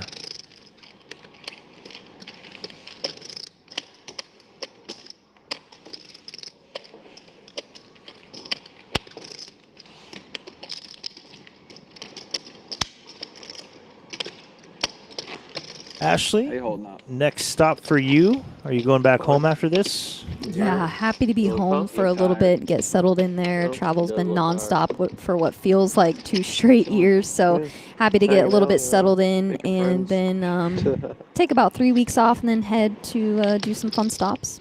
Nice, exciting. Yeah. This is a very, like, you know everyone final table. Huh? It's a very everyone knows each other final table. 7 folds. 8 raises. It's hard to field this big. It's hard to put a field this big. Oh, Yeah. pocket queens now for Carlene. And the chip leader, Luis, has pocket 8s. He's opened the action from early position. 1-8 already dead. We see that in Ryan's hand. We have over 20 bigs here. Doesn't have to be a 3-bet jam. 3-bet non-all-in sizing chosen. 3, 4. 420, enjoy chat. Back on the 8. Uncomfortable for Luis.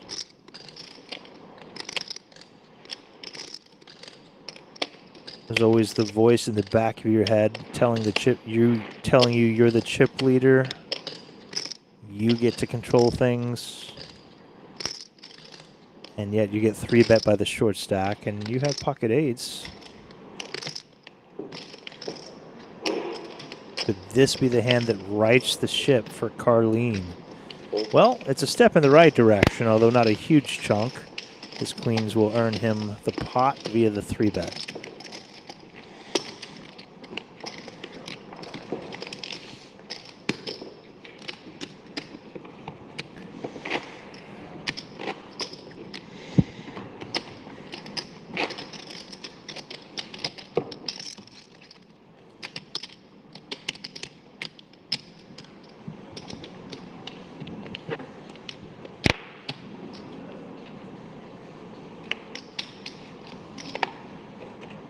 The over-under on words that Andrew Ostapchenko has said at this final table. I think you said a few now. Like 4.5 or so. 4 folds.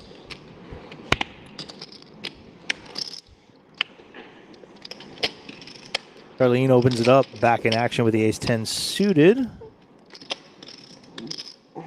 When Donovan starts stroking his beard, Yeah, he's just not folding. He has ideas here. 6 and 7 folds. Sorry. Does put in the 3-bet. Ah, It's a weird seat. It's so far away. He might have picked up on some Like you of reach the every tighter time. folds Carlene has made, and maybe trying to attack that. Or Donovan's just looking for any reason to put chips in the pot. Probably a little column A, a little column B. I agree. I kind of sense that Carlene might be considering a 4-bet jam here. But no, I'm wrong. Carlene sticks to his more passive line, and we'll take the ace-10 suited to war. Oh, my goodness. Wow, what a flop. Ooh, and you can see Carlene really liked that flop. He was trying to see, did I really just flop the nuts? Nut flush draw against bottom 2, royal flush redraw. And Donovan's betting half pots. Wow. You have the nuts. What are you doing here? Oh my goodness. You're so tempted to just call with the nuts, but there's so many turns that kill your action, and Donovan's already shown a lot of strength by 3-betting and continuing. But we will just call just in case we're up against bluffs. We have everything. What can he have? And this is what I'm talking about, the deuce of spades. We don't know it's always coming, of course, but when it does, just kills our action. Donovan hates that card. He thinks he hates it. He definitely does. But we know that it might just save him. Might save him here. Queen or 8 on the river. Doesn't come in. The nuts stay the nuts. But unfortunately, tough to get paid, even though we have only 75% of a pot behind. Still, 2 million chips in the pot. They're going to Carlene. Might there be more than that somehow, some way?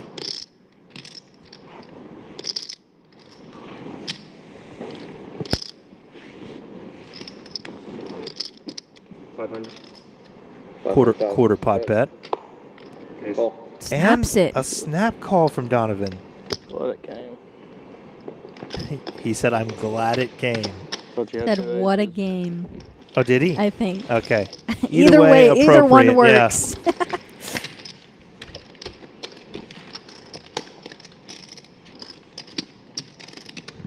Well, a quick snap off from Donovan Dean. Once you 3-bet and you flop 2 pair,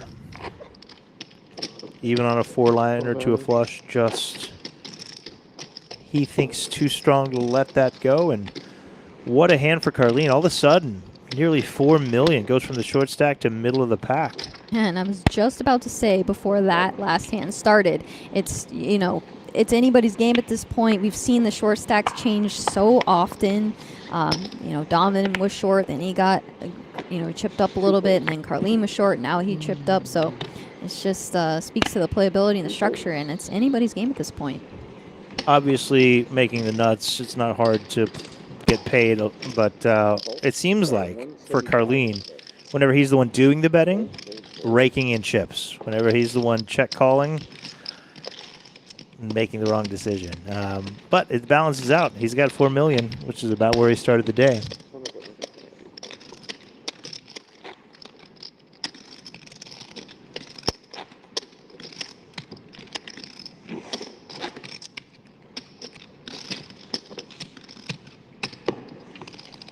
Gotta ask Josh about the Montreal Expos hat.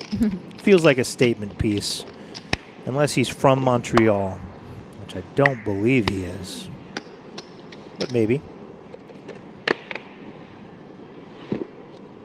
3 folds. 4 folds.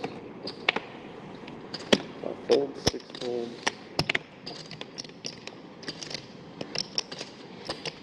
Andrew looks down at 9-8 offsuit. Good for a raise on the button.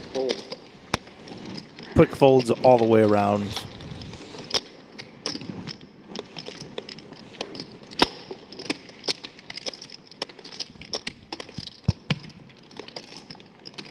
Quiet room up here at this point. People are welcome to watch on the rail up by the spa on the 32nd floor of the BetMGM Tower in Borgata.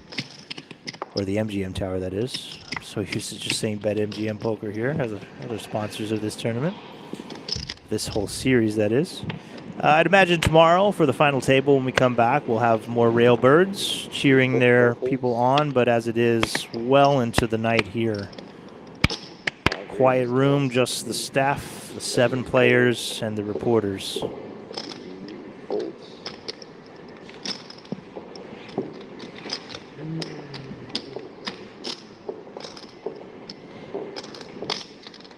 Fall. 25 more.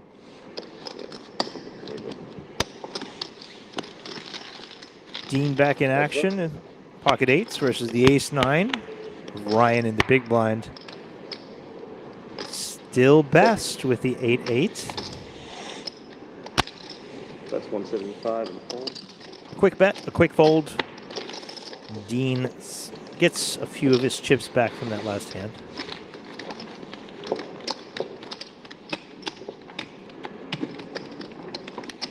Chat, we're coming to near the end of the night.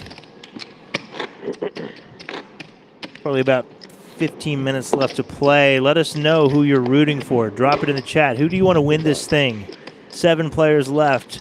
410K up top. Who you here cheering on, or do you just want to see some good poker? My dad sent me a picture of my mom praying in front of the screen with the ace-10 hand. 5 folds, 6 folds, 7 folds, 8 folds. Grand view to call. Yeah. I mean, she has no idea what's going on, but I guess it probably says like 100% next to my name. Yeah. She probably knows. Yeah, the commentator's like, this idiot is just like full. Yeah. It says 100%. We're just talking about the hand where he folds the trips to Frank's nut flush blocker river bluff. That's very funny. If you don't know poker, you just look at the number beside their name, how likely they are to win. It says 100%. I had a couple friends watching earlier that said, I have no idea what you're saying, but I'm rooting for you. I'm like, thanks, I'm not playing, but thanks. Go get him. Good luck. Yeah, it's so funny. We live in such a weird world in the poker community. Yeah. You know, it's such a foreign world to those that aren't engulfed in it, of course. But it's always nice to have your family, friends watching, supporting you. People and like outside the bubble, just with a glimpse outside of what the you're bubble. doing. Yeah. But I'm sure these these players here at this final table are all happy to have their support of the friends and family. Of course, it's easy when we can see all the cards, and these players are under a lot of pressure, playing for a lot of money, so there's no judgment from us. Oh. We're just here calling the action. I've commentated on streams with face cards down coverage. It's just the worst product ever. Oh yeah, you're just. We're We guessing. will look like complete idiots if we don't I already. mean, kind of. It's just hard to offer any analysis. You know what I mean? It's like, Yeah, of all right, course. positions. Here's the action, and cards up least, yeah. coverage so much better. At least when we can see the cards, we can kind of try to get inside their heads and see what they're thinking and their strategy and stuff. But see here, our shortest stack is Ryan Dodd, but he has 33 big blinds, which is absolutely plenty here with 2.6 million. And our big stack still Luis with 77 bigs, good for 6.1 million in chips. And everybody's so deep here, 7-handed. Checking the chat. Looks like, as expected, a mix between Frank Funk fans and Donovan Dean fans. Although there's one, the infamous BCF0331, who's rooting for Pokerface Ash to max late reg this thing. Okay, I'll max late reg with a half a big blind. And then, the anti-sweat from Alex Vasilescu rooting for Dodd to bust his 10% VPIP. He says, get out of here, Nets. We want the action players to run deep.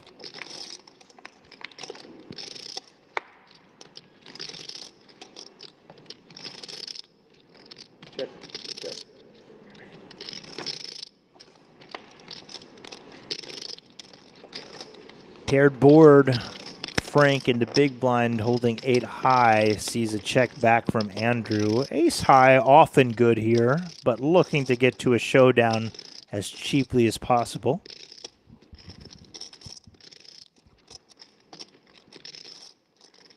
Also have to always be cognizant that a strong, cognizant player like Frank could, represent this 6 out of the big blind. But if there was any doubt about us having the best hand, making a pair is always helpful. Ace-9 does so. Check. Check. 8 high. Andrew just checks it down. Doesn't see much need to bet there.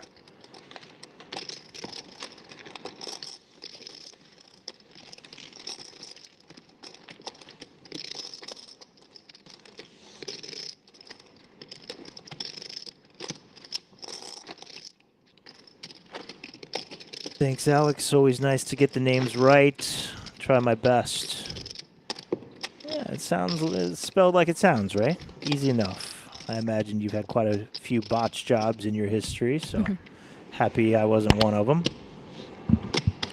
Again, a lot of Deans, a lot of Funks.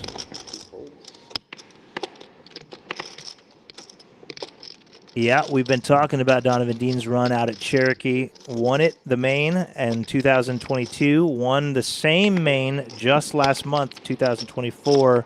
How much is that rough? The biggest circuit main every year out at Cherokee. Massive field. Over 200K in play each time. And he's won them both. So he can close out these fields. Yeah, that's one stop I have not gone to that I heard is one of the best, if not the best, and pretty impressive. Look at this. Andrew all of a sudden deciding, let's play for it all. You've got 30 bigs. Good luck.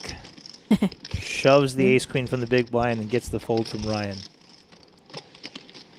Ryan Dodd apparently being anti-sweated because of his low VPIP. You know what? One final table, not really enough. We might be on the wrong side of card distribution for a long time, and all of a sudden the chat hates us, but I've been there. You're on a live stream. You want to get active. You want to play pots. You want to showcase your skills. Cards don't always cooperate. Oh, yeah. We have definitely been there. Good, bro. Oh, another. 2 folds.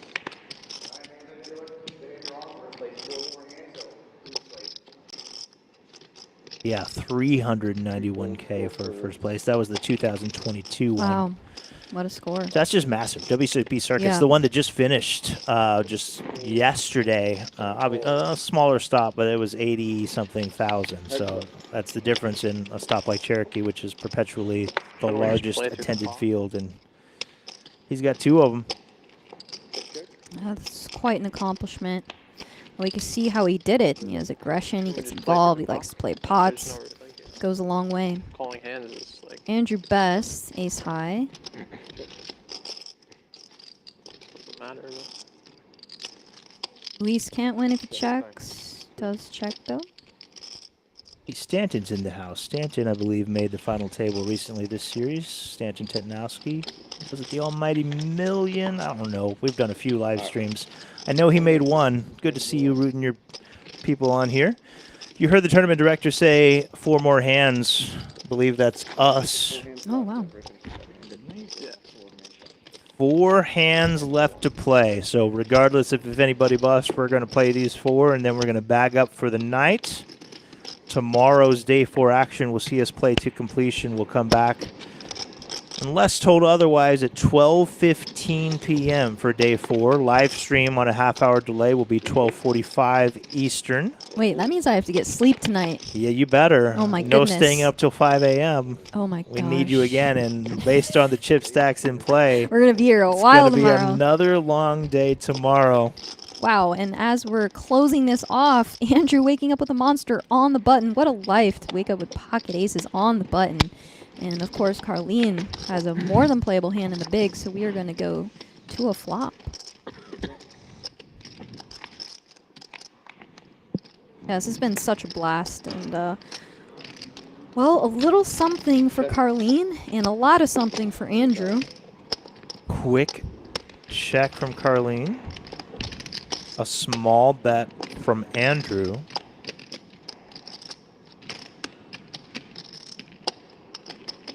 Tempting Carlene to come along, as he does with the gut shot and backdoor flush draw.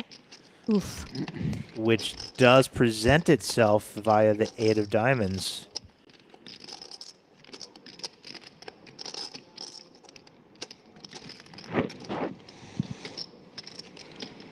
Andrew knows it's hard for his opponent to have top pair, obviously, as he blocks that. Carlene still have some flush draws, pairs that Andrew wants to keep extracting value from. Flush draw, straight draw. Carlene's been hesitant to put chips in on the turn without a strong hand, but this is just too strong to let go of. Yeah, and Andrew gives him a good price there. Top set for Andrew in danger. Oh my goodness. The 4 does come in. Oh my goodness. Wow.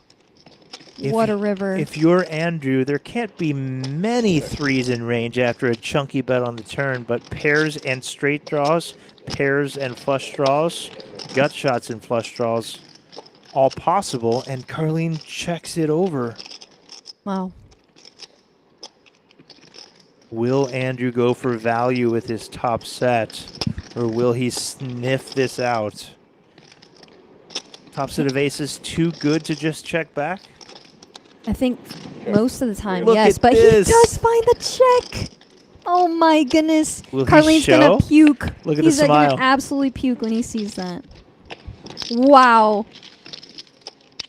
Wow. Huh? Did you win? What? Did you win? Did you Wow. win? Is it a wheel? No, I can't get a wheel. I almost value bet the river. He said, I almost value bet the river. Absolutely. I mean, top set's so strong there to definitely have to consider value there. Yeah, we could get called by a lot of 2 pairs from the big blind, but it's hard for the big blind to have any aces, so. Wow. Wow. A couple of smiles shared back and forth as Andrew realizes, you know, he got very lucky in just his decision to check that back cautiously, conservatively, because he would have been put in a tough spot. Yep. I had top set. Did you really? Yeah. No, you didn't. He doesn't believe him. He indeed did. With the ace Let's of diamonds. see Ryan play a hand here. 2 real hands, ace, king, 5-5. I almost value bet. I've only Kinda seen, just I think, there's one something set about at this the vibe, I was just entire, I was just like, all I day, gotta the go with my feature gut. and now the You didn't final. have to- That was like, the this is such a 6-6 standard from bet. Frank It's like, Finaro come early on, in the something about day. your vibe, Also I was the just like- 9-9 by Oh, Donovan. you're right. You're right. 2 sets all day long. Not that many though. A lot of A pocket lot of pocket pairs yeah. that have not flop sets though. I know when I play, it feels like I never, you know, you see What about all 20 your own bucks? pocket pairs. Now you see everyone's pocket Deal. pairs Book, deal? collectively You bricking. said deal. Right? You're gonna be bluffing him again, though. Yeah. I'm locked in. I'll bet $20 that you didn't have aces. Okay. Done. Fucked. Witnesses. Wow, so I just lost out on value and lost $20? Yep. You did hit the wheel. Huh? You did hit the wheel. You It's did worth hit the way more wheel. money. That's worth way more money. Hitting the wheel's good. I thought he was rebluffing. Dude, Oh, he did. There's no way, dude. There's no way. There's no way, right? There's no way. You just pay him the 20. I'm collecting my 20 if I didn't have a set of aces. We can double it. Do 100? We can do 100. Let me buy out. 100. Side bets on if I'm locked in. I'm locked in. Ostap actually had a set of aces because Carlene doesn't believe it. You got a set. I mean, you have an opportunity to do 100.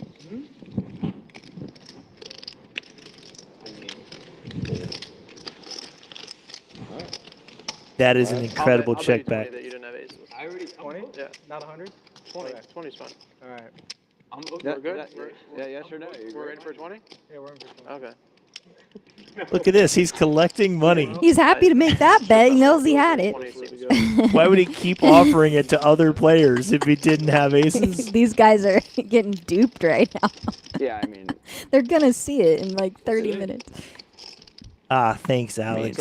Calling out that we had a third set, the king-king on the 4-spade board. Man, True, true. short memory I have. I was I gonna guess say, I it's feel just like there was a lot because- of sets, but on very scary boards. Yeah, it's just because all 3 of them didn't lead the big pots. Yeah, Like, because they were all like yeah. just squashed by board texture. can I Yeah. run to the restroom?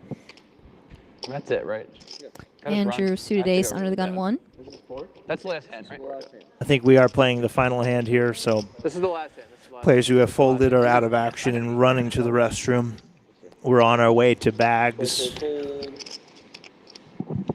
I had that one. Oh. We'll end the night with a raise from Andrew and a fold from Donovan. And players have secured their chips for tomorrow. There's our final chip counts, unofficial, but from production. 77 bigs for Luis, down to 28 bigs for Ryan Dodd. Chip leader, Luis Ortiz. But plenty of chips in play for tomorrow's final table stream. We'll come back to 50K, 100K big blinds. Easy to calculate how many bigs each of these guys have. Luis will bring about 62 bigs into the final table and look to close this out for $410,000. Ashley, it's been a fun day. You think you're ready to come back and do this again tomorrow? I am really excited to see how this plays out tomorrow. It is literally anybody's game, so I'm looking forward to it. We've watched these players play together. No doubt they'll go home, and some of them likely watch the stream, watch some key hands, decide how much time they want to invest into studying their opponent's play, because they're going to come back and do it all again. It has been an absolute pleasure to be here. We'll see you tomorrow right back here on this same channel. New stream. Look for the link tomorrow. 12:15 start time. 12:45 we'll go live with Cards Up coverage. I'm Terrence. Ashley with me in the booth. We'll see you tomorrow for Day 4 action as we play down to a winner. Thanks and good night.